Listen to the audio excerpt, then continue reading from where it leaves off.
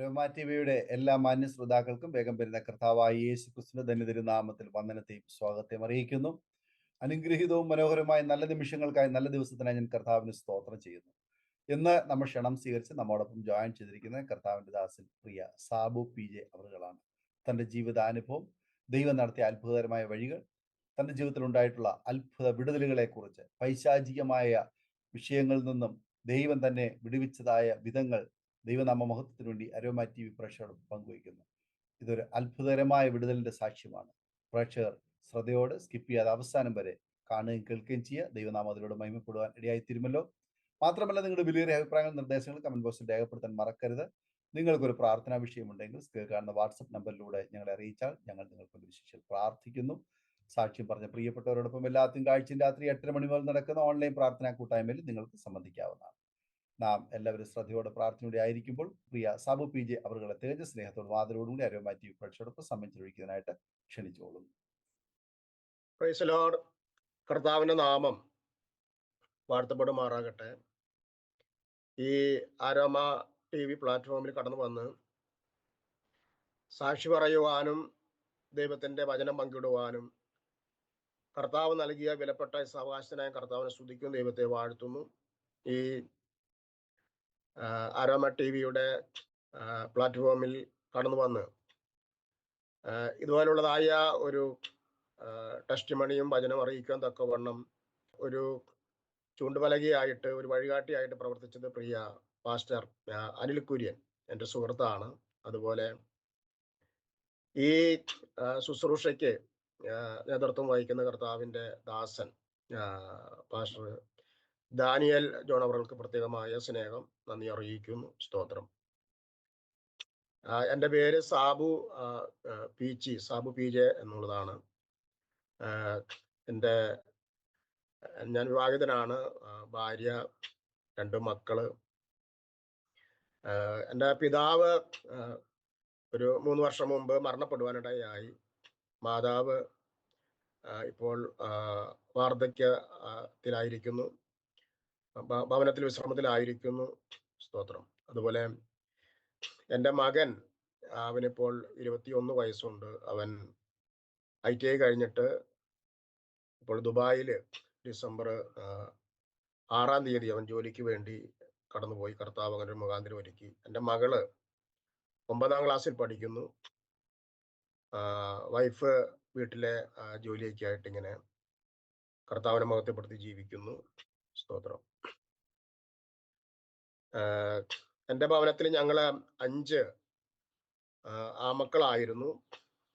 ഇതില് രണ്ടാമത്തെ ജ്യേഷ്ഠൻ നമ്മുടെ ഈ OM രാജുക്കുട്ടി പാസ്റ്റർ ഇപ്പോൾ ഓവർസിയറായിരിക്കുന്ന WME ചർച്ചിൽ ഒരു ചിൽഡ്രൻസ് ഹോം ഉണ്ടായിരുന്നു. അന്ന് എൻ്റെ ചെറുപ്പകാലഘട്ടങ്ങളിൽ ഭവനത്തിൽ വളരെയധികം സാമ്പത്തികമായ ബുദ്ധിമുട്ടൊക്കെ ഉള്ളത് കൊണ്ട് മക്കളെ പഠിപ്പിക്കാനുള്ളതായ ബുദ്ധിമുട്ട് കാരണം കൊണ്ട് എൻ്റെ 2-3 ജ്യേഷ്ഠന്മാരെ അന്ന് കരിയമ്പ്ലാവ് അവിടെ ചിൽഡ്രൻസ് ഹോമിൽ അവിടെ താമസിപ്പിക്കുന്ന ഒരു അനുഭവം ഉണ്ടായി. അപ്പോൾ അവിടെ വെച്ച് എൻ്റെ ഒരു ജ്യേഷ്ഠൻ, ഞാൻ 5-ാമത്തെ ആളാണ്, എൻ്റെ 2-ാമത്തെ ജ്യേഷ്ഠൻ 12-ാമത്തെ വയസ്സിൽ മഞ്ഞപ്പിത്തം വന്ന് മരണപ്പെട്ടു പോകുന്ന ഒരു സാഹചര്യമുണ്ടായി. അപ്പം അതിനുശേഷം ഞാൻ 9-ാം ക്ലാസ്സിൽ പഠിക്കുമ്പോൾ എൻ്റെ 3-ാമത്തെ ജ്യേഷ്ഠൻ 18-ാമത്തെ വയസ്സിൽ വിഷം കുടിച്ച് ആത്മഹത്യ ചെയ്യുന്ന ഒരു സാഹചര്യമുണ്ടായി. അപ്പൊ ഇതെല്ലാം സംഭവിക്കാനുള്ള കാരണം വെച്ചിട്ടുണ്ടെങ്കിൽ എൻ്റെ പിതാവ് ആദ്യം വിശ്വാസത്തിലായിരുന്നു. എൻ്റെ പിതാവും മാതാവൊക്കെ അവരൊക്കെ തിരുവല്ലക്കാരാണ്. അന്ന് ആ കാലഘട്ടങ്ങളിൽ ആശാര്യോപദേശിയുടെ പ്രസംഗം കേട്ടൊക്കെ അവര് രക്ഷിക്കപ്പെട്ട് സ്നാനപ്പെട്ടതായ ഒരു ഫാമിലിയാണ്. പക്ഷെ പിതാവ് പിന്നീട് പിന്മാറ്റത്തിലേക്ക് പോകുന്ന ഒരു സാഹചര്യം ഉണ്ടായി. ആ പിന്മാറ്റം പിന്നീട് അത് വലിയ ഭവനത്തിൽ വലിയ അസമാധാനവും അനാത്മികമായ കുറെ സംഭവങ്ങൾ ഞങ്ങളുടെ ഭവനത്തിൽ കടന്നു വരുവാനിടയായി. വലിയ ദുഃഖത്തിന്റെയും സന്തോഷവും സമാധാനമില്ലാത്ത അനുഭവത്തിലൂടെ എൻ്റെ ഭവനം കടന്നു പോകുവാനിടയായി. എങ്കിലും ദൈവത്തിന്റെ ആ ഒരു സ്നേഹം ഞങ്ങളുടെ ഭവനത്തിൽ ഉണ്ടായിരുന്നു എന്ന് ഞങ്ങൾ മനസ്സിലാക്കുകയാണ്. അതുപോലെ എൻ്റെ അമ്മയെ ഒരു പ്രാവശ്യം ഒരു അണലിപ്പാമ്പ് കടിച്ചു. പക്ഷെ അതൊരു 17 വർഷം ഹോസ്പിറ്റലിൽ അഡ്മിറ്റായി. എങ്കിലും ദൈവത്തോട് പ്രാർത്ഥിച്ചു, കർത്താവ് വിടുവിക്കാനിടയായി. ഡോക്ടർമാർ പറഞ്ഞത് 2 കിഡ്നിയും ഫെയിലായി, അമ്മയുടെ ശരീരമെല്ലാം വീർത്ത് കെട്ടി, മരിച്ചു പോകുമെന്ന് ഡോക്ടർമാർ പറഞ്ഞു. പക്ഷേ പ്രാർത്ഥനയുടെ ഫലമായി ദൈവം അമ്മയെ അത്ഭുതകരമായി വിടുവിക്കാനിടയായി. ഒരു പ്രാവശ്യം കുറെ തേനീച്ചകൾ വന്നെല്ലാം കുത്തി അമ്മേനെ അങ്ങനെ വല്ലാത്തൊരു ബുദ്ധിമുട്ടാക്കി. പക്ഷെ അന്നെല്ലാം ദൈവം അത്ഭുതകരമായി വിടുവിക്കുവാനിടയായി. ഇപ്പോൾ അമ്മയുടെ വയറ്റിന്റെ ഉള്ളിൽ ഒരു മുഴ, ഒരു ക്യാൻസറിന്റെ ഒരു അനുഭവമുണ്ട്. പക്ഷെ അത് ഡോക്ടർ പറഞ്ഞ അത് ഓപ്പറേഷൻ ചെയ്യുവാൻ പറ്റില്ല എന്നാണ് പറഞ്ഞിരിക്കുന്നത്. പക്ഷെ ഇപ്പോഴും 80-ലധികം പ്രായം അമ്മയ്ക്കുണ്ട്. പക്ഷെ അമ്മ ഇപ്പോഴും കുഴപ്പമില്ലാതെ സ്വന്തം കാര്യങ്ങളെല്ലാം ചെയ്ത് ജീവിക്കുന്നത് ദൈവത്തിന്റെ വലിയൊരു നന്മയാണ്, കൃപയാണ്, അനുഗ്രഹമാണെന്ന് ഞാൻ മനസ്സിലാക്കുകയാണ്. എൻ്റെ ബാല്യകാലത്തിലെ ചില മറക്കാനാവാത്ത 1-2 കാര്യങ്ങളെ പറയാൻ ആഗ്രഹിക്കുന്നു.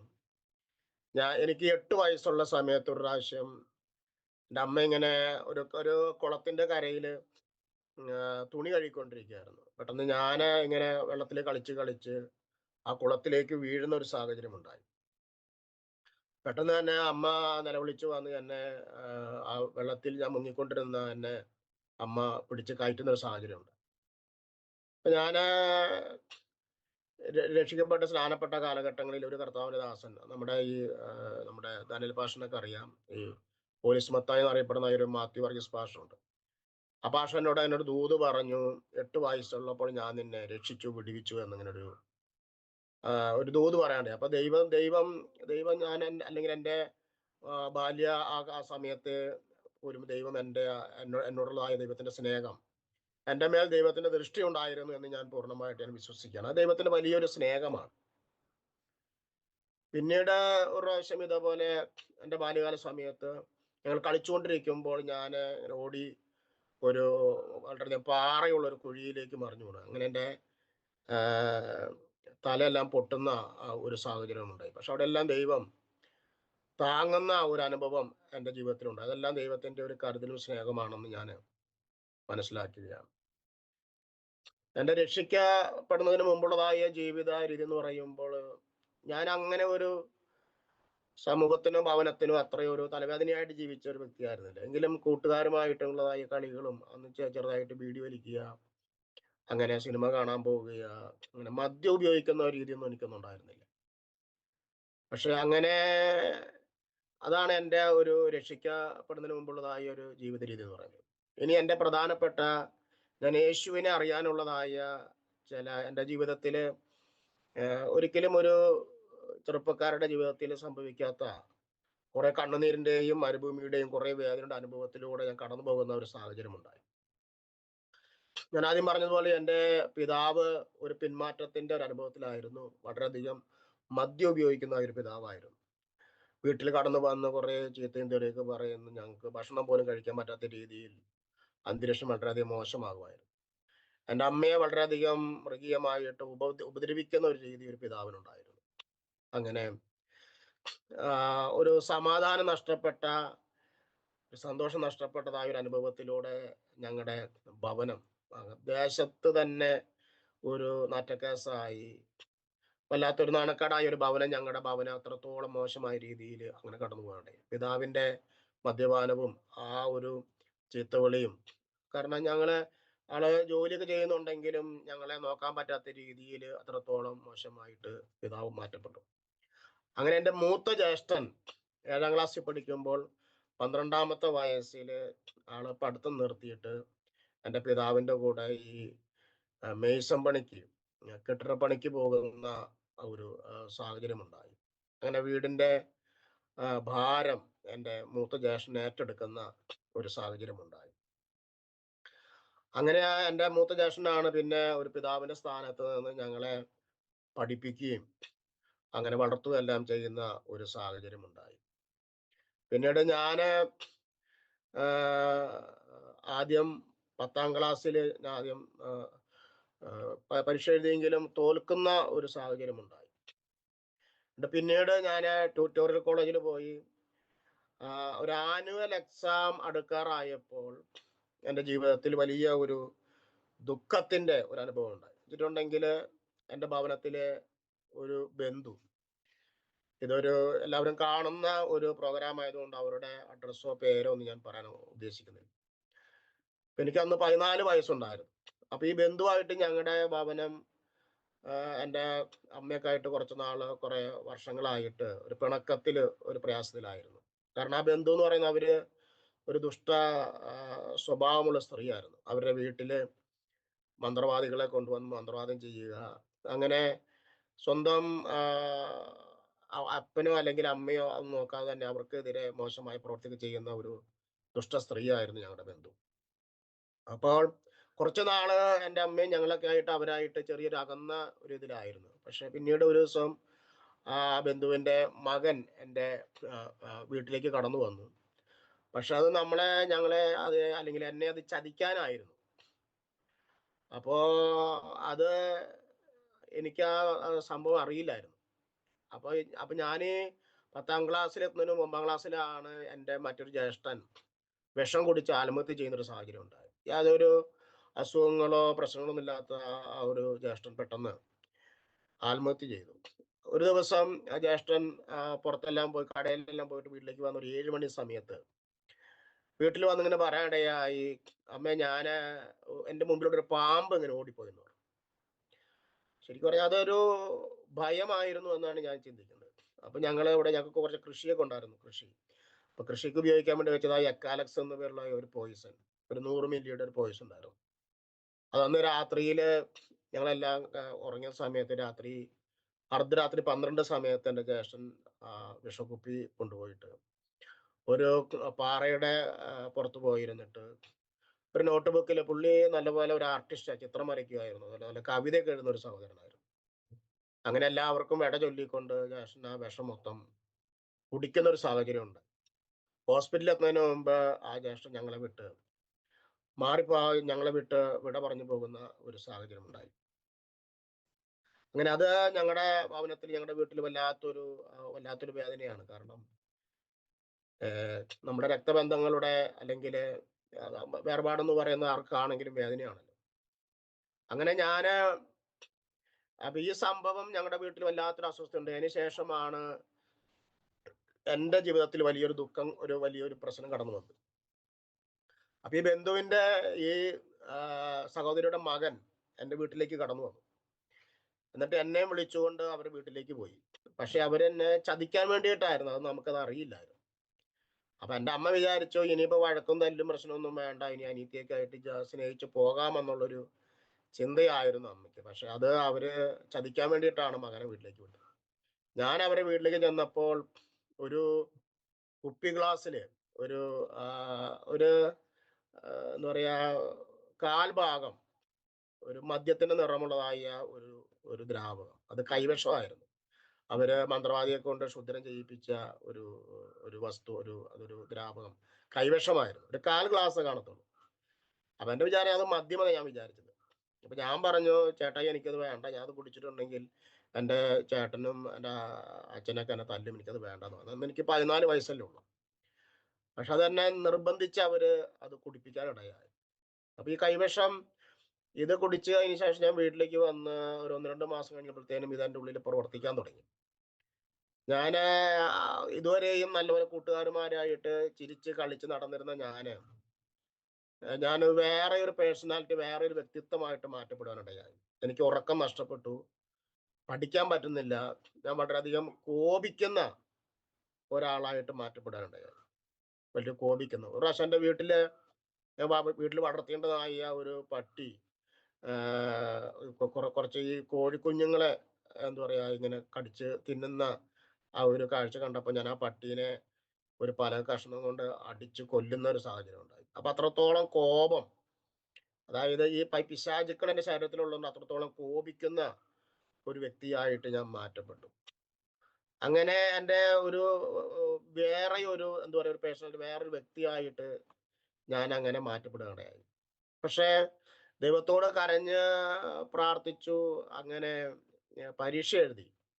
SLC ഞാൻ പാസ്സായെങ്കിലും പിന്നീട് എൻ്റെ ഓർമ്മയില നഷ്ടപ്പെട്ടു. എന്തെങ്കിലും ഒരു കാര്യം വായിച്ചാൽ അത് മനസ്സിലിരിക്കില്ല. അങ്ങനെ 10ാം ക്ലാസ് പാസ്സായെങ്കിലും അപ്പൊ അന്ന് ഞാൻ എൻ്റെ ജ്യേഷ്ഠനെ പോലെ ഞാൻ ചിത്രം വരയ്ക്കുകയും അങ്ങനെ ഞാൻ കുറച്ച് കലാപരമായിട്ട് കുറെ കഴിവുള്ള ആളാണ്. ഞാൻ പാട്ടൊക്കെ പാടുക, കവിത എഴുതുക, അങ്ങനെ കുറെ കലാപരമായിട്ട് കുറെ കഴിവുകൾ ദൈവം എനിക്ക് തന്നിട്ടുണ്ട്. പക്ഷേ അതിലൊന്നും എനിക്ക് മുന്നേറാൻ കഴിഞ്ഞില്ല. അങ്ങനെ 10ാം ക്ലാസ്സിൽ വെച്ച് എൻ്റെ വിദ്യാഭ്യാസം അവിടെ വെച്ച് മുടങ്ങും. അപ്പൊ അതുവരെ ഞാൻ പഠിക്കാൻ നല്ല മിടുക്കനായിരുന്നു. പക്ഷേ അവിടെ വെച്ച് എൻ്റെ വിദ്യാഭ്യാസം മുടങ്ങി, എൻ്റെ ഓർമ്മശക്തിയെല്ലാം നഷ്ടപ്പെട്ടു. അങ്ങനെ ഞാൻ വളരെയധികം ഭാരമുള്ളവനായിട്ട് ഞാൻ തീർന്നു. എൻ്റെ ശരീരം ക്ഷീണിക്കുവാൻ തുടങ്ങി. വയറ്റിൽ ഉള്ളത് കൊണ്ട് വയറ് മാത്രം ഇങ്ങനെ വീർത്തിരിക്കുന്ന ഒരു സാഹചര്യം ഉണ്ടായി. ഈ ഒരു ചൂണ്ടക്കുളത്തിട്ട് മാംസത്തിൽ പിടിച്ച് വലിക്കുന്ന പോലുള്ള വല്ലാത്തൊരു വേദന പലപ്പോഴും എൻ്റെ വയറ്റിൻ്റെ ഉള്ളിൽ അങ്ങനെ ഉണ്ടായി. രാത്രി ഉറങ്ങാൻ കിടക്കുമ്പോൾ ചെറിയൊരു മയക്കം വരുമ്പോൾ പിശാചുക്കൾ കടന്നു എൻ്റെ കഴുത്തെ പിടിച്ച് ഞെക്കുകയും അങ്ങനെ ഭീതിപ്പെടുത്തുന്ന, ഭയപ്പെടുത്തുന്ന കുറേ സ്വപ്നങ്ങൾ കാണുന്ന രീതിയിൽ അങ്ങനെ വലിയ ഒരു സ്വസ്ഥതയില്ലാത്ത, സമാധാനമില്ലാത്ത വല്ലാത്തൊരു അനുഭവത്തിലൂടെ എൻ്റെ ജീവിതം മാറ്റപ്പെടുവാനുണ്ടായി. അപ്പോൾ പല പ്രാവശ്യവും പിശാച് എന്നെ കൊന്നുകളയാൻ വേണ്ടി പദ്ധതി ഒരുക്കി. ഒരു പ്രാവശ്യം ഞാൻ എൻ്റെ വീടിൻ്റെ മുകളിൽ, ആ വീടിൻ്റെ അടുത്ത് ഒരു പാറയുണ്ട്. അപ്പോൾ വൈകുന്നേര സമയങ്ങളിൽ വെറുതെ ആ പാറപ്പുറത്ത് പോയിരുന്നിട്ട് ആകാശത്തേക്ക് വെറുതെ നോക്കി. അപ്പോൾ ദൈവവിശ്വാസം അപ്പോഴും ഉണ്ട്. അപ്പൊ ഞങ്ങൾ ആദ്യം ഈ WME എന്ന് പറയുന്ന ചർച്ചിൽ, ഇവിടെ പീച്ചിയിൽ ഒരു ചർച്ചുണ്ട്, ഒരു വേൾഡ് മിഷണറി ഇവാഞ്ചലിസത്തിന്റെ WME ചർച്ചിന്റെ ഒരു ചർച്ച്. അത് എൻ്റെ അമ്മയുടെ ഫാദർ, അപ്പച്ചൻ ഒരു 10 സെന്റ് സ്ഥലം സഭ വെക്കാൻ, ചർച്ച് വെക്കാൻ വേണ്ടി കൊടുത്താണ്. അപ്പൊ ഞങ്ങളുടെ പറമ്പിൽ തന്നെ ആ സഭയുണ്ടത്. അപ്പൊ എല്ലാവരും ഒരുമിച്ച് ആ ഒരു ചർച്ചിലായിരുന്നു. പിന്നീട് കുടുംബപരമായ ചില പ്രശ്നം കാരണം എല്ലാവരും അങ്ങനെ തല്ലി പിരിഞ്ഞ് ഞങ്ങൾ പിന്നെ ഒരു 10 വർഷത്തോളം സാൽവേഷൻ ആർമി എന്നറിയപ്പെടുന്ന ഒരു പ്രസ്ഥാനവുമായി ചേർന്ന് പോകേണ്ട ഒരു സാഹചര്യം ഉണ്ടായി. അപ്പൊ ആ സമയം എന്ന് പറയുമ്പോൾ പിന്മാറ്റത്തിന് അനുഭവത്തിലായതുകൊണ്ട് വേറെ ഒരു പെന്തക്കോസ്ത് ചർച്ചുമായിട്ട് മുമ്പോട്ട് പോകാൻ. അപ്പൊ എനിക്ക് അതിന്റെ ആ കാലഘട്ടങ്ങളിൽ രക്ഷ എന്താ, സ്നാനം എന്താ, ദൈവസഭ എന്താ, ഉപദേശം എന്താ, വേർപാടെന്താ, അതിനെക്കുറിച്ചൊന്നും അറിയാത്തൊരു കാലഘട്ടമായിരുന്നു. ഇന്നാണ് ഞാൻ ഒരിക്കലും സാൽവേഷൻ ആർമി പ്രസ്ഥാനത്തിന് പോകാൻ ഞാൻ ഒരിക്കലും ആഗ്രഹിക്കത്തില്ല. അപ്പൊ അങ്ങനെ കുറച്ച് വർഷങ്ങൾ, 10 വർഷം സാൽവേഷൻ ആർമിയിൽ പോകേണ്ട സാഹചര്യം കടന്നു വന്നു. ആ സമയത്താണ് എൻ്റെ ജീവിതത്തിൽ ഈ പ്രയാസമെല്ലാം ഉണ്ടാകുവാനിടയായത്. അങ്ങനെ വെറുതെ അങ്ങനെ ആകാശത്തേക്ക് നോക്കി ഇങ്ങനെ ദൈവത്തോട് ഇങ്ങനെ കരഞ്ഞു പ്രാർത്ഥിക്കും. കർത്താവ്, എൻ്റെ ചേട്ടന്മാരെല്ലാം ജോലി ചെയ്യുന്നു, വികലനം കഴിച്ച് മക്കളൊക്കെ ആയിട്ട് സുഖമായിട്ട് ജീവിക്കുമ്പോൾ എന്തുകൊണ്ടാണ് ഞാൻ ഈ കഷ്ടത അനുഭവിക്കുന്നത്? എന്തുകൊണ്ടാണ് ഞാൻ ഈ ദുഃഖത്തിലൂടെ കടന്നു പോകുന്നത്? കാരണം ഞാൻ അങ്ങനെ ദൈവത്തോട് ആകാശത്തേക്ക് നോക്കി വെറുതെ എൻ്റെ സങ്കടങ്ങൾ ഇങ്ങനെ പറയുന്ന ഒരു സാഹചര്യം ഉണ്ടാകും. പക്ഷെ ചില അവസരങ്ങളിൽ ചിന്തിക്കും, എൻ്റെ ജ്യേഷ്ഠൻ ആത്മഹത്യ ചെയ്തതുപോലെ ജീവിതം അവസാനിപ്പിച്ചാലോ എന്നോ പലപ്പോഴും ഇങ്ങനെ ചിന്തിക്കും. പക്ഷെ എന്തെന്ന് അറിയില്ല, ഒരു ദൈവത്തിന്റെ സ്നേഹം എൻ്റെ ഉള്ളിലുണ്ട്. അപ്പൊ ഞാൻ ആത്മഹത്യ ചെയ്യാത്തതിന്റെ ഒരു കാരണം ചോദിച്ചിട്ടുണ്ടെങ്കിൽ, എൻ്റെ അമ്മയാണെങ്കിൽ 2 മക്കളുടെ മരണം അത് അമ്മേനെ വളരെയധികം വേദനിപ്പിച്ചിട്ടുണ്ട്. അത് അമ്മമാരെന്ന് പറയുമ്പോൾ, ഒരു പ്രാവശ്യം ഞങ്ങള് ചില വർഷങ്ങൾക്ക് മുമ്പ് ഒരു 2-3 വർഷം മുമ്പ് കരിയമ്പ്ലാവിൽ ഇതേപോലെ വേറൊരു ആവശ്യത്തിന് പോയതാണ്. അപ്പൊ അന്ന് എൻ്റെ ജ്യേഷ്ഠൻ ഇടയ്ക്ക് ആ സെമിത്തേരിയിൽ ഒന്ന് പോയി. അപ്പൊ അമ്മ ഇങ്ങനെ അലമുറയിട്ട് കിടന്ന് കരയുക. അപ്പൊ അന്ന് അടക്കിയപ്പോ ആ സ്ഥലമൊക്കെ ഇപ്പൊ പുല്ല് കയറി, ആ സ്ഥലമൊന്നും മനസ്സിലാവില്ല. പക്ഷെ അമ്മ അധികം, ഞാൻ പറഞ്ഞത്, അപ്പൊ 2 പേരുടെയും മരണം എന്ന് പറയുന്നത് അമ്മേനെ വളരെയധികം ദുഃഖത്തിലും വളരെയധികം വേദനയിലും അമ്മ. അപ്പൊ ഞാൻ വിചാരിച്ചു, ഇനിയിപ്പം ഞാനും കൂടെ ഇനി ആത്മഹത്യ ചെയ്ത, ഞാനും കൂടെ ജീവിതം അവസാനിപ്പിച്ചാൽ അത് അമ്മേനെ വളരെയധികം, അമ്മയ്ക്ക് താങ്ങാൻ കഴിയില്ല. അതുകൊണ്ട് ഞാൻ ഒരു തീരുമാനം എടുത്തു, ഒരു ഭ്രാന്തനായിട്ട് റോഡിലൂടെ അലയേണ്ടി വന്നാലും വേണ്ടില്ല, ഇനി മരിക്കുന്നില്ല, ആത്മഹത്യ ചെയ്യുന്നില്ല എന്നൊരു തീരുമാനം ഞാൻ അങ്ങനെ മനസ്സിൽ കൈക്കൊള്ളാനുണ്ടായി. അങ്ങനെ കുറെ, കാരണം മരിക്കത്തക്ക ആത്മഹത്യ ചെയ്യേണ്ടതായ ആ ഒരു സാഹചര്യത്തിലൂടെയാണ് ഞാൻ കടന്നു പോകുന്നത്. കാരണം ഞാൻ വീട്ടില് ഒറ്റപ്പെട്ടു. കുറച്ച് സ്ഥലങ്ങളൊക്കെ ഉണ്ട്. ഇപ്പൊ പറമ്പിൽ ഒരു തൂമ്പെടുത്തോ മൺവെട്ടി എടുത്തോ ഒന്നും കിളയ്ക്കാനോ പറ്റുന്നില്ല, കൃഷി ചെയ്യാൻ പറ്റുന്നില്ല. എന്തെങ്കിലും ജോലിക്ക് പോയാൽ എൻ്റെ മനസ്സ് ഏകാഗ്രത അല്ല, ഒന്നിലും മനസ്സുറക്കുന്നില്ല. അങ്ങനെ ഞാൻ ഭവനത്തിൽ ശരിക്കും പറഞ്ഞ് ഒറ്റപ്പെട്ടു. ഞാൻ വീട്ടുകാർക്ക് ഞാനൊരു ഭാരമായി തീരുന്നൊരു സാഹചര്യം ഉണ്ടായി. അങ്ങനെ പലപ്പോഴും അങ്ങനെ ഒരു തീരുമാനം എടുത്തു, ഇനി അങ്ങനെ എന്താ പറയാ, ഭ്രാന്തനായിട്ട് അറിയേണ്ടും കുഴപ്പമില്ല, ഇനി മരിക്കണ്ട എന്ന് ഞാൻ തീരുമാനം എടുത്തു. അങ്ങനെ ഞാനിങ്ങനെ ഒരു ദിവസം ഇങ്ങനെ പാർപ്പുറത്തിരുന്ന് ഇങ്ങനെ ദൈവത്തോട് സങ്കടം എല്ലാം പറഞ്ഞ് വീട്ടിലേക്ക് വരാൻ എഴുന്നേറ്റ് പെട്ടെന്ന് എൻ്റെ തല ചീറ്റി. എൻ്റെ തല കറങ്ങി ഞാൻ ആ പാറപ്പുറത്തേക്ക് വീഴുന്ന ഒരു സാഹചര്യം ഉണ്ടായി. അപ്പൊ ആ സമയത്ത് എൻ്റെ മൂത്ത ജ്യേഷ്ഠൻ ഓടി വന്നിട്ട്, എൻ്റെ മോൻ എന്ത് പറ്റിയെന്ന് പറഞ്ഞ് ഓടി വന്ന് എന്നെ തോളത്തിട്ട് കൊണ്ടുപോയിട്ട് കട്ടിലിൽ കൊണ്ടുപോയിട്ട് കിടത്തുന്നൊരു സാഹചര്യം ഉണ്ട്. അങ്ങനെ ഞാനൊരു 5 ദിവസം സുബോധമില്ലാത്തവനായി കട്ടിലിൽ കിടക്കുന്ന ഒരു സാഹചര്യമുണ്ടായി. അപ്പൊ ദേശത്ത് എൻ്റെ നാട്ടിൽ മുഴുവൻ അറിയപ്പെട്ടു, സാബുവിന് ഭ്രാന്താണ്, സാബുവിന് ഭ്രാന്താന്ന് അറിയപ്പെട്ടു. കാരണം 5 ദിവസമായിട്ട് ഞാൻ പുറത്തേക്ക് ഇറങ്ങുന്നില്ല. നാട്ടുകാർ മൊത്തം എന്നെ കാണാൻ വരിക. കാരണം ഞാൻ സംസാരിക്കുമ്പോൾ ഞാനല്ല സംസാരിക്കുന്നത്, പിശാചാ സംസാരിക്കുന്നത്. കാരണം ഈ 5 ദിവസം പിശാച് ഇളകിയിട്ട് ബോധമില്ലാത്തവനായിട്ട് ഞാൻ കിടക്കുക. അപ്പൊ സാബു എന്ന് വിളിക്കുകയാണെങ്കിൽ വിളി കേൾക്കുന്നത് പിശാചാണ് വിളി കേൾക്കുന്നത്. അങ്ങനെ ഞാനൊരു വല്ലാത്ത ഒരു ദുഃഖത്തില്, വല്ലാത്തൊരു പ്രശ്നത്തിലൂടെ അങ്ങനെ അകപ്പെട്ടു. അങ്ങനെ 5 ദിവസം ആ സമയത്ത് എൻ്റെ ഫാദർ ആണെങ്കിൽ മദ്യപിച്ച് വന്നിട്ട് അപ്പോഴും കിടന്ന് എന്നെ ചീത്ത വിളിക്കുക. നീ നിന്റെ ചേട്ടന്മാരെ നോക്കടാ, നീ ഇങ്ങനെ കിടന്നോ എന്ന് പറഞ്ഞുകൊണ്ട് എന്നെ ചീത്ത വിളിക്കുന്ന എൻ്റെ അവസ്ഥ അറിയാത്ത ഒരു പിതാവ്. ആ സമയത്ത് എന്നെ പലപ്പോഴും ഞാൻ പല സഭകളിലും പോകുമ്പോൾ ടെസ്റ്റ് മണി പറയുന്ന ഒരു വിഷയം ഇങ്ങനെയാണ്. ആ സമയത്ത് എൻ്റെ അമ്മ, കാരണം എനിക്ക് രാത്രി ഉറക്കമില്ല, 5 ദിവസം ഉറക്കമില്ല. കാരണം പിശാച് വായിച്ചു കിടക്കുന്നതുകൊണ്ട് ഉറങ്ങാൻ പറ്റത്തില്ല. അപ്പോൾ എൻ്റെ അമ്മ എൻ്റെ ഇങ്ങനെ നെഞ്ചത്ത് കൈവച്ചിട്ട് ദൈവത്തോട് ഇങ്ങനെ കരഞ്ഞു പ്രാർത്ഥിക്കാറ്, കർത്താവേ, എൻ്റെ മകനെ നീ രക്ഷിക്കുകയാണെങ്കിൽ, വിടുവിക്കുകയാണെങ്കിൽ, നിന്റെ വേലയ്ക്ക്, നിന്റെ ശുശ്രൂഷയ്ക്ക് വേണ്ടി എൻ്റെ മകനെ ഞാൻ വിട്ടോളാം എന്ന് അമ്മ അങ്ങനെ ദൈവത്തോട് അമ്മ കരഞ്ഞ് കരഞ്ഞ് എൻ്റെ നെഞ്ചിലേക്ക് കണ്ണുനീര് വീഴുന്ന ഒരു അനുഭവം ഉണ്ടായി. അപ്പൊ ഞാന് അമ്മ എന്തിനാ കരയുന്ന, അമ്മ കരയണ്ട എന്ന് പറയാൻ എനിക്കുള്ളിൽ ആഗ്രഹം ഉണ്ടെങ്കിലും അത് ഞാൻ ഈ പിശാച് വായിച്ചു കിടക്കുന്നതുകൊണ്ട് എനിക്ക് പറയാൻ പറ്റുന്നില്ല. അങ്ങനെ 5-ാമത്തെ ദിവസം ഞാൻ സുബോധമുള്ളവനായിട്ട് ഞാൻ എഴുന്നേൽക്കുക. അങ്ങനെ ഞാൻ എൻ്റെ പറമ്പിലൂടെ ഒരു തോട് ഒഴുകുന്നുണ്ട്. ആ തോട്ടിൽ കുറച്ച് വെള്ളം ഉണ്ടായിരുന്നു. ഇപ്പോഴും കുറച്ച് വെള്ളമുണ്ട്. ഇപ്പൊ ഒരു നരിയാണിയോളം വെള്ളം ഉണ്ടാവും. അങ്ങനെ ഞാൻ ഒരു പ്രാവശ്യം ഇങ്ങനെ കുളിക്കാൻ വേണ്ടിയിട്ട്, ഒരു മുട്ടിന്റെ അത്രയും വെള്ളം ഉണ്ടാവും, കുളിക്കാൻ വേണ്ടിയിട്ട് അങ്ങനെ നിൽക്കും. ഞാൻ പെട്ടെന്ന് തന്നെ എൻ്റെ തല കറങ്ങി ഞാൻ വെള്ളത്തിലേക്ക് വീഴുന്ന ഒരു സാഹചര്യം ഉണ്ട്. അവിടെയും പിശാച് എന്നെ കൊന്നു കളയാൻ വേണ്ടി പിശാച് വലിയൊരു പദ്ധതി ഒരുക്കി. അതിനുശേഷം പിന്നോട്ട് ദിവസം ഞാൻ ഇങ്ങനെ ബസ്സിൽ യാത്ര ചെയ്യുമ്പോൾ ഇതുപോലെ ബസ്സിൽ നിന്ന് ഇങ്ങനെ റോഡിലേക്ക് ഇറങ്ങാൻ വേണ്ടി സ്റ്റെപ്പ് ചവിട്ടി പുറത്തേക്ക് ഇറങ്ങിയപ്പോഴത്തേന് ഇതുപോലെ എൻ്റെ തല ചുറ്റി താഴെ വീഴുന്ന ഒരു സാഹചര്യം ഉണ്ട്. അപ്പോൾ സഹോദരന്മാർ കടന്നു വന്ന് എന്നെ രക്ഷിച്ച ഒരു സാഹചര്യം ഉണ്ടായി. അങ്ങനെ എണ്ണിയാലൊടങ്ങാത്ത കുറേ ദൈവത്തിന്റെ സഹായം, ദൈവത്തിന്റെ രക്ഷിക്കുന്ന കരം എൻ്റെ മേല് അങ്ങനെ വെളിപ്പെടുവാനിടയായി. അങ്ങനെ ഞാൻ ഈ അസുഖങ്ങൾ മാറാൻ വേണ്ടിയിട്ട് പിന്നെ എന്നെ കൊണ്ട് എൻ്റെ അമ്മ പല സ്ഥലങ്ങളിൽ ഇങ്ങനെ കടന്നു പോവുകയാണ്. കുറെ അമ്പലങ്ങള്, മുസ്ലിം ദേവാലയങ്ങള്, മന്ത്രവാദികളെടുക്കല്, അങ്ങനെ കുറെ പൈസകൾ അതിനു വേണ്ടി ചെലവാക്കുക. ചേട്ടന്മാര് ജോലി ചെയ്ത് അവർക്ക് കിട്ടുന്ന പൈസ, കുറെ പൈസ എനിക്ക് വേണ്ടിയിട്ട് ചെലവാക്കുക. കാരണം ഓരോ മന്ത്രവാദികളെടുക്കെ ചെല്ലുമ്പോൾ അവര് ഏലസ് കെട്ടിത്തരിക, അവര് ഇതുപോലെ നെയ്യും അതുപോലെ കുറെ അന്നത്തെ കാലഘട്ടത്തിലൊക്കെ ഒരു 1000കണക്കിന് രൂപ ചെലവാക്കാന്ന് പറഞ്ഞ വലിയൊരു സാമ്പത്തികമായ ഒരു നഷ്ടമാണ് ആ സമയത്ത്. അങ്ങനെ കുറേ സ്ഥലങ്ങളിൽ ഇതേപോലെ എൻ്റെ ആ അസുഖം മാറാൻ വേണ്ടി അങ്ങനെ കടന്നുപോയി. പക്ഷെ അവിടെയൊന്നും എനിക്കൊരു വിടുതലോ സമാധാനം ലഭിച്ചില്ല. അങ്ങനെ ഞാന് ഒരു മന്ത്രവാദി എൻ്റെ അരയില് ഒരു ഏലസ് കെട്ടിത്തന്നു.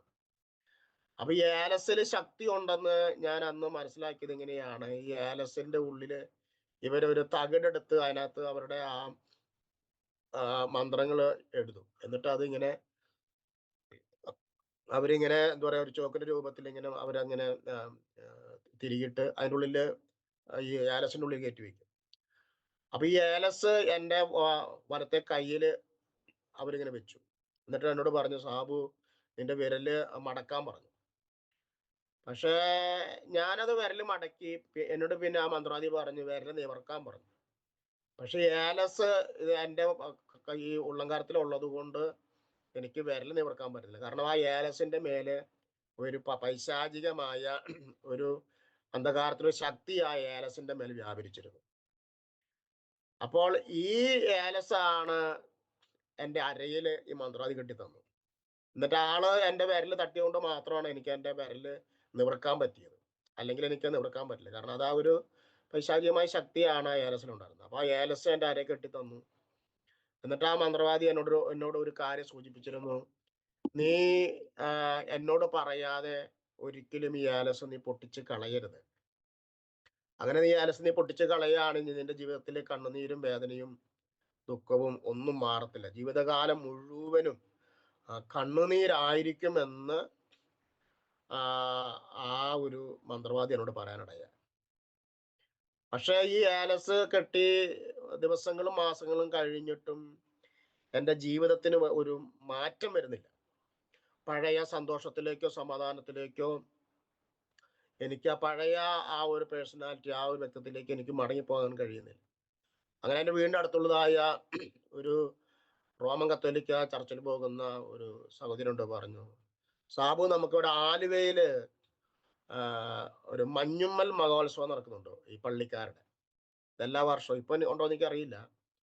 അത് ഒരു ഒരു ആഴ്ച നീണ്ടു നിൽക്കുന്നതായ ഒരു എന്താ പറയാ, ഒരു ഉത്സവം, ഒരു ധ്യാന ഒരു മഹോത്സവമാണ്. ഞാൻ പറയാന്ന്, ചേച്ചി നമുക്ക് പോവാന്ന് പറയാം. അപ്പൊ എനിക്ക് ആ സമയത്ത് എങ്ങനെയെങ്കിലും ഒരു സമാധാനം, എങ്ങനെയെങ്കിലും ഒരു സന്തോഷം കിട്ടിയാൽ മതി എന്നുള്ള. അപ്പൊ ഞാൻ ചെയ്ത കാര്യം, ഈ മന്ത്രവാദി എനിക്ക് കെട്ടിത്തന്ന ഈ ഏലസ് ഞാൻ അത് വലിച്ചു പൊട്ടിച്ച് കാട്ടിലേക്ക് വലിച്ചെറിഞ്ഞു. അപ്പൊ എന്നിട്ട് ഞാൻ ആ ചേച്ചിയുടെ കൂടെ അങ്ങനെ ധ്യാനത്തിന് വേണ്ടി ആലുവയിലേക്ക് പോവാം. ഒരാഴ്ച ധ്യാനമാണ്. അപ്പൊ അതില് ഈ മാനസികമായി തകർച്ചയുള്ളവരെ ഇരുത്തുന്ന, മാനസിക രോഗികളെ ഇരുത്തുന്ന ഒരു പ്രത്യേകമായ ഒരു സ്ഥലമുണ്ട്. അപ്പൊ ഞാനും അവരുടെ കൂടെ പോയിരുന്നു. കാരണം അവിടെ പോയിരുന്നതിന് കർത്താവ് പ്രത്യേകമായ ഒരു സ്നേഹം ഉണ്ടാവും വിചാരിച്ച്, ഒരു വിടുതലുണ്ടാവും വിചാരിച്ച് ഞാൻ അവരുടെ കൂടെ പോയിരുന്നു.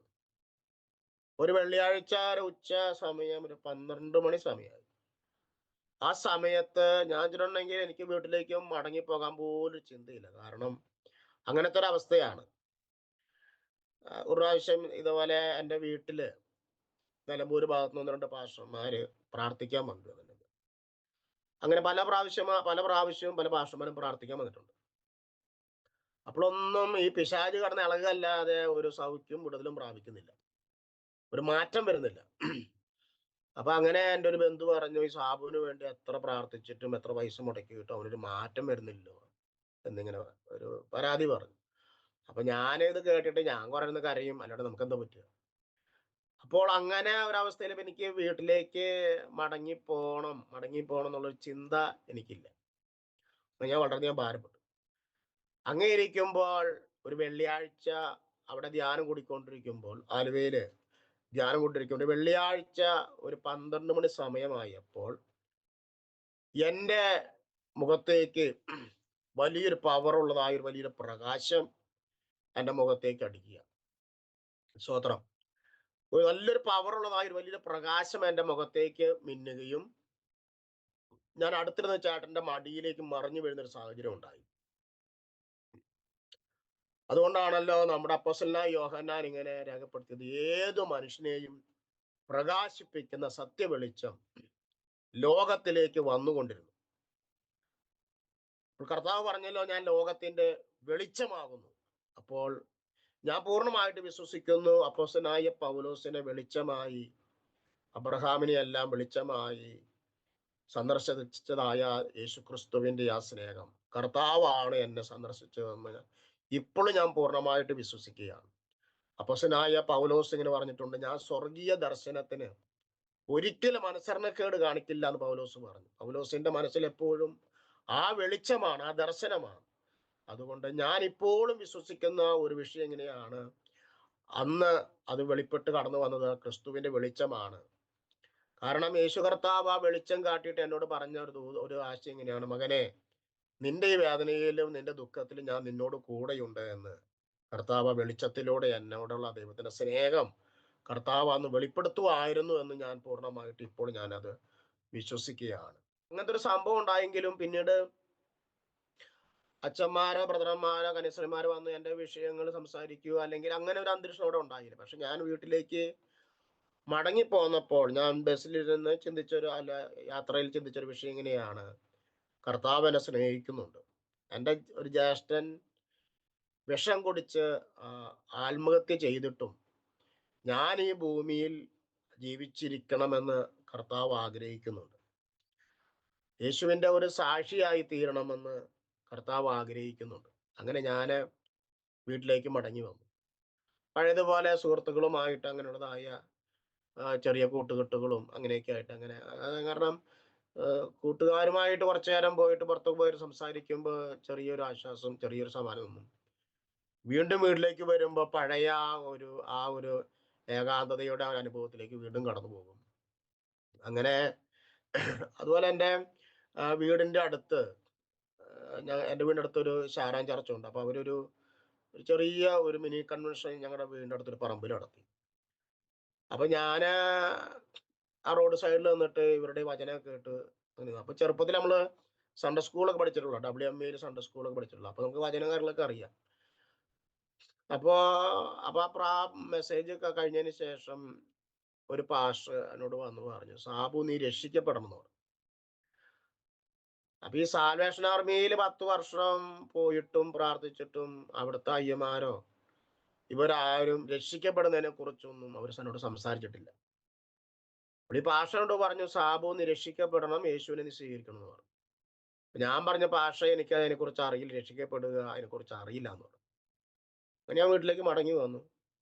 ആ സമയത്ത് എൻ്റെ മൂത്ത ജ്യേഷ്ഠനും എൻ്റെ ചേച്ചിയൊക്കെ അന്നൊരു യാക്കോബായ ഓർത്തഡോക്സ് പള്ളിയിലാണ് പോയിക്കൊണ്ടിരുന്നത്. അങ്ങനെ ഞാൻ ഒരു ദിവസം ഒരു സൺഡേയിൽ ഇവരുടെ കൂടെ പള്ളിയിൽ പോയി. പള്ളിയിൽ പോയിട്ട് തിരിച്ചു വരണ വഴി എന്നെ എന്തോ ഒരു ദൈവികമായ ശക്തി ആകർഷിക്കുന്ന പോലെ. അപ്പൊ അവര് ബീച്ച് ഡാമിന്റെ അടുത്ത് ഡാമിലേക്ക് പോകുന്ന ആ മെയിൻ റോഡിനോട് ചേർന്നാണ് ശാരോൻ ചർച്ച്. അപ്പോൾ ആ ചർച്ചിന് മുമ്പിലെത്തിയപ്പോ എൻ്റെ ഉള്ളിൽ ഇങ്ങനെ പറയുകയാണ്, ആ സഭയിൽ പോയി പ്രാർത്ഥിക്കണം എന്നൊരു തോന്നൽ എനിക്ക് ഉണ്ടാവുക. അപ്പൊ ഞാൻ എൻ്റെ ചേട്ടനും ചോദിച്ചിട്ട് പറഞ്ഞു, നിങ്ങൾ വീട്ടിൽ പോക്കോ, ഞാൻ ഇവിടെ കയറി ഒന്ന് പ്രാർത്ഥിക്കട്ടെ എന്ന് പറഞ്ഞു. എന്നെ ഒരു പാസ്റ്റർമാരോ സഹോദരന്മാരോ ആരും വിളിച്ചു കയറ്റിയതല്ല. അപ്പൊ ഇന്നും ഞാൻ അങ്ങനെയാണ്. ഇപ്പോഴും ഞാൻ അങ്ങനെ പ്രത്യേകിച്ച് ദേവദാസന്മാരുടെ കുറവുകളോ സഹോദരന്മാരുടെ കുറവുകളോ ഇതൊന്നും ഞാൻ ശ്രദ്ധിക്കാറില്ല. ഞാൻ അങ്ങനെ ചിന്തിക്കാറില്ല. എന്ത് പ്രതികൂലങ്ങളും പ്രയാസങ്ങളും വിഷയങ്ങളെല്ലാം നമ്മുടെ സമൂഹത്തിൽ കടന്നു, ഞാൻ അതൊന്നും അത്ര ശ്രദ്ധിക്കാറില്ല. കാരണം എന്നെ വിളിച്ചത്, അല്ലെങ്കിൽ എന്നെ ആ പ്രാർത്ഥനയിലേക്ക് ആകർഷിച്ചത് ഒരു മാനുഷികമായ വ്യക്തിയല്ല എന്ന് ഇപ്പോഴും എനിക്ക് പൂർണ്ണമായിട്ട് വിശ്വാസമുണ്ട്. ഞാൻ അവിടെ പ്രാർത്ഥനയ്ക്ക് ചെന്ന് ഇരുന്നു. നല്ല ആരാധന കൂടി ഞാൻ പുറത്തേക്ക് വന്നു. അപ്പൊ അവിടെ ഇന്ന് കോട്ടയം സെൻട്രൽ പാസ്റ്റർ, ശാരോന്റെ സെൻട്രൽ പാസ്റ്റർ ആയിരിക്കുന്ന പാസ്റ്റർ നൈനാൻ കെ ജോർജ്, ആ പാസ്റ്റർ ആയിരുന്നു അന്ന് ഈ ലോക്കൽ സഭയിലുണ്ടായിരുന്നു. അദ്ദേഹം ഒരു മനുഷ്യത്വമുള്ള ഒരു മനുഷ്യനായിരുന്നു. അപ്പൊ അവരുടെ ഒരു വീട്ടിലെ കുടുംബ പ്രാർത്ഥനയ്ക്ക് വേണ്ടിയിട്ട് എന്നെ അവർ ക്ഷണിച്ചു. ഞാൻ പ്രാർത്ഥനയ്ക്ക് ചെന്നു. പ്രാർത്ഥനയില് അന്യഭാഷയും കയ്യടിയും നല്ല ആരാധന എല്ലാം വെളിപ്പെട്ടപ്പോൾ എൻ്റെ ഉള്ളിലെ പിശാചുക്കൾ വീണ്ടും ഇളകുവാൻ തുടങ്ങി. നാക്ക് നീട്ടി കാണിക്കുക, ഹനുമാനെ പോലെ എൻ്റെ കവിള് വീർപ്പിച്ച് കാണിക്കുക, വല്ലാത്തൊരു അസ്വസ്ഥത. അതായത് ആരാധന, അവരുടെ പ്രാർത്ഥന അലങ്കോലപ്പെടുത്തുന്ന രീതിയിൽ എൻ്റെ ഉള്ളിലെ പിശാചുക്കൾ ഇളകി. പ്രാർത്ഥന കഴിഞ്ഞപ്പോൾ എനിക്ക് വല്ലാത്തൊരു ബുദ്ധിമുട്ട് തോന്നി, അവിടെ പ്രാർത്ഥനയ്ക്ക് ചെല്ലണ്ടെന്ന് തോന്നി. അപ്പൊ അവിടുത്തെ ആ ഭാഷ എന്നോട് പറഞ്ഞു, സാബു നീ പേടിക്കണ്ട, നമുക്ക് ഉപവസിച്ച് പ്രാർത്ഥിക്കാം. ഇപ്പൊ പ്രാർത്ഥിച്ച് ഈ പിശാചിനെ ഒഴിവാക്കിയില്ലെങ്കിൽ നീ തീർച്ചയായിട്ടും ഒരു ആത്മഹത്യയിലേക്ക് പിശാച് നിന്നെ മരണത്തിലേക്ക് കൊണ്ടുപോകും എന്ന് ഇങ്ങനെ പറയണേ. അപ്പൊ അവിടെ ഉപവാസ പ്രാർത്ഥന ക്രമീകരിച്ചു. അങ്ങനെയാണ് ഈ പോലീസ് മത്തായി പാഷ ശുശ്രൂഷയ്ക്ക് വേണ്ടി അവിടെ. അന്ന് പോലീസ് മത്തായി പാഷ അന്ന് എന്താ പറയാ, പോലീസായിരുന്നു ആൾ. അവിടെ എറണാകുളത്ത് ട്രാഫിക്കിലെങ്ങാണ്ട് ഡ്യൂട്ടിയിലായിരിക്കുന്ന സമയത്ത്, ആ സമയത്തും പാഷന് ഒരു ആത്മീയമായ ശുശ്രൂഷ ഉണ്ടായിരുന്നു. കൃപാവരങ്ങൾ ദൈവം കൊടുത്തിരുന്നു. ഇന്നാണ് പാഷ എന്ന് സെൻട്രൽ പാഷ ആയത്, PK സെന്ററിന്റെ സെൻട്രൽ പാഷ ആയത്. ആ സെന്ററിന്റെ കീഴിലെ ഒരു ചർച്ചിലാണ് ഇപ്പൊ ഞാൻ കർത്താവിന്റെ വേല ചെയ്യുന്നത്. ഞാൻ ഓർപ്പിച്ചത്, അന്ന് പാഷ അവിടെ ശുശ്രൂഷയ്ക്ക് വേണ്ടി കടന്നു വന്നു. അന്ന് എനിക്ക് പ്രാർത്ഥിച്ച ഒരു ഗ്ലാസ് വെള്ളം എനിക്ക് തന്നു. അപ്പൊ ഈ പിശാചി ഉള്ളിലുണ്ട്. പിശാചി വെള്ളം കുടിക്കുവാൻ ഭയങ്കര അങ്ങനെ പ്രാർത്ഥിച്ചു. കർത്താരദാസൻ ശക്തിയോടെ പ്രാർത്ഥിച്ചു. അങ്ങനെ ഞാൻ വെള്ളം കുടിച്ചു. അന്ന് എൻ്റെ ആ ബന്ധു തന്നതായ, സ്ത്രീ തന്നതായ ആ കൈവശം, ആ ഒരു കറുത്ത ദ്രാവകം വൊമിറ്റ് ചെയ്യുന്ന, ഛർദ്ദിച്ചു പോകുന്ന ഒരു സാഹചര്യം ഉണ്ടായി. അങ്ങനെ പൂർണ്ണമായിട്ട് പോവല്ല ചെയ്തത്. ദൈവം അങ്ങനെ ഘട്ടം ഘട്ടമായിട്ട് കർത്താവിനെ വിടുവിച്ചെടുത്തു. അന്ന് അതുവരെയും ഇല്ലാത്തൊരു സമാധാനം, സന്തോഷം ഉള്ളിൽ കടന്നു, വലിയൊരു പ്രകാശം ഉള്ളിൽ കടന്നു വന്നു. എനിക്ക് അതുവരെയും മര്യാദയ്ക്ക് ഭക്ഷണം കഴിക്കാൻ പറ്റാത്തിരുന്ന് ഞാൻ അന്ന് കർത്താവിന്റെ ദാസന്മാരോട് ചേർന്നിരുന്ന് ഭക്ഷണം കഴിക്കുന്ന ഒരു സാഹചര്യം ഉണ്ടായി. അന്നപ്പോ എൻ്റെ ചേട്ടനും ചേച്ചിയും എല്ലാം കരഞ്ഞുകൊണ്ട് എന്നിട്ട് വിളിച്ചു പറഞ്ഞു, എൻ്റെ അനിയനെ കർത്താവ് രക്ഷിക്കുകയാണെങ്കിൽ, വിടുവിക്കുകയാണെങ്കിൽ, ഞങ്ങളും സ്നാനപ്പെട്ട് ദൈവസഭയോട്, ശാരം ചർച്ചിനോട് ചേർന്ന് ഞങ്ങൾ കർത്താവിനെ ആരാധിക്കാൻ തീരുമാനമുണ്ട്. അപ്പൊ അന്ന് ഞാൻ എഴുന്നേറ്റ് ഇങ്ങനെ സാക്ഷി പറഞ്ഞു, കർത്താവിനെ രക്ഷിക്കുകയാണെങ്കിൽ ഞാനും ഇതേപോലെ സ്നാനപ്പെട്ട് ദൈവസഭയോട് തീരുമാനമെന്ന് കർത്താവിന്റെ സന്നിധിയിൽ എടുക്കാനിടയായി. അപ്പൊ അന്ന് വലിയ ഒരു സമാധാനം, ഒരു 10-15 പേര് പിടിച്ചാൽ ഒതുങ്ങില്ല, ആ രീതിയിലുള്ളതായ വലിയ ഒരു പൈശാചികമായ ഇരുട്ടിന്റെ അന്ധകാരത്തിന്റെ ശക്തി എൻ്റെ ശരീരത്തിലുണ്ടായിരുന്നു.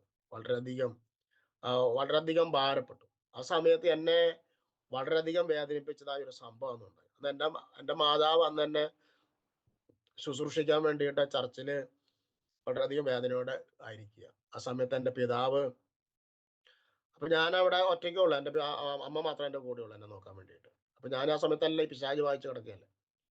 എൻ്റെ പിതാവ് ആ സമയത്ത് മദ്യപിച്ച് കടന്നു വന്ന് ഓട്ടോറിക്ഷയിൽ ഇറങ്ങി വന്നിട്ട് എൻ്റെ അമ്മേനെ ചീത്ത പറഞ്ഞിട്ട് അമ്മേനെ വിളിച്ചോണ്ട് പോയി.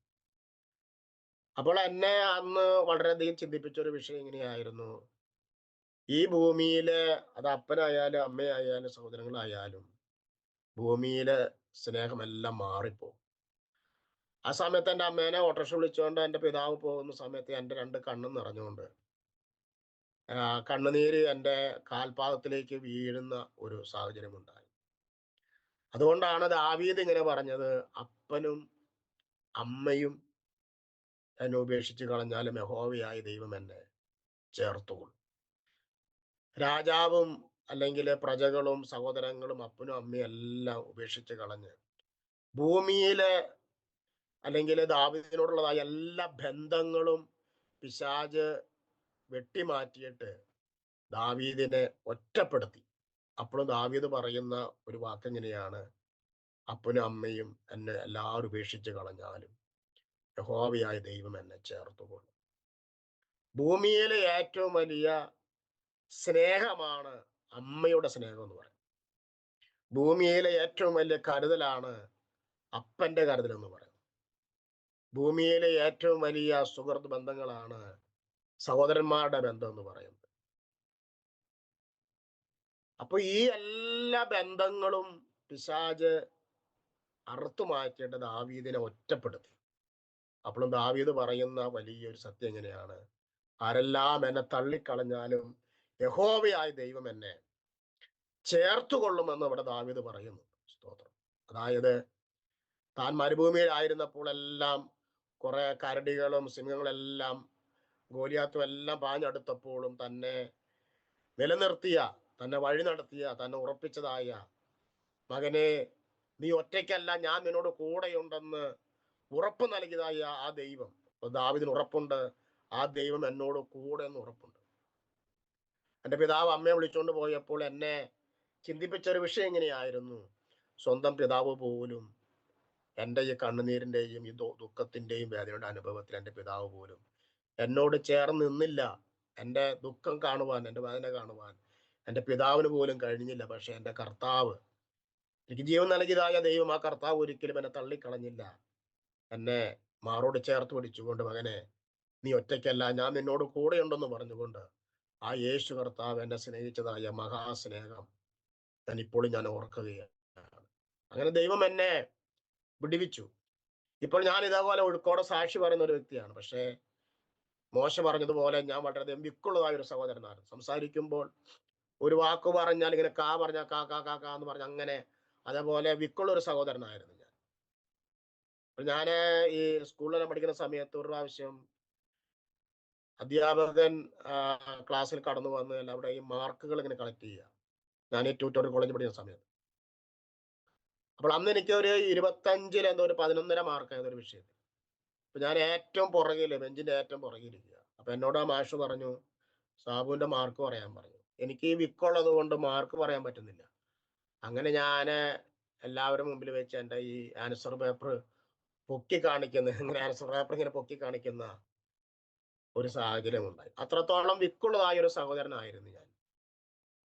അങ്ങനെ ദൈവം എന്നെ സ്നേഹിച്ചു, കർത്താവ് ഒരു വിടുതൽ നൽകി. ഏത് കർത്താവിന്റെ ദാസിമാര് ദൈവാത്മാവിൽ നിറഞ്ഞുകൊണ്ട് ശുശ്രൂഷിച്ചാലും എൻ്റെ തലയിൽ കൈവച്ച് ദൂത് പറയും, മകനെ എൻ്റെ വേലയ്ക്കുള്ളതാണ് നീ, എൻ്റെ ഉള്ളവനാണ് നീ എന്നോട് ഇങ്ങനെ ആലോചന പറയുന്നു.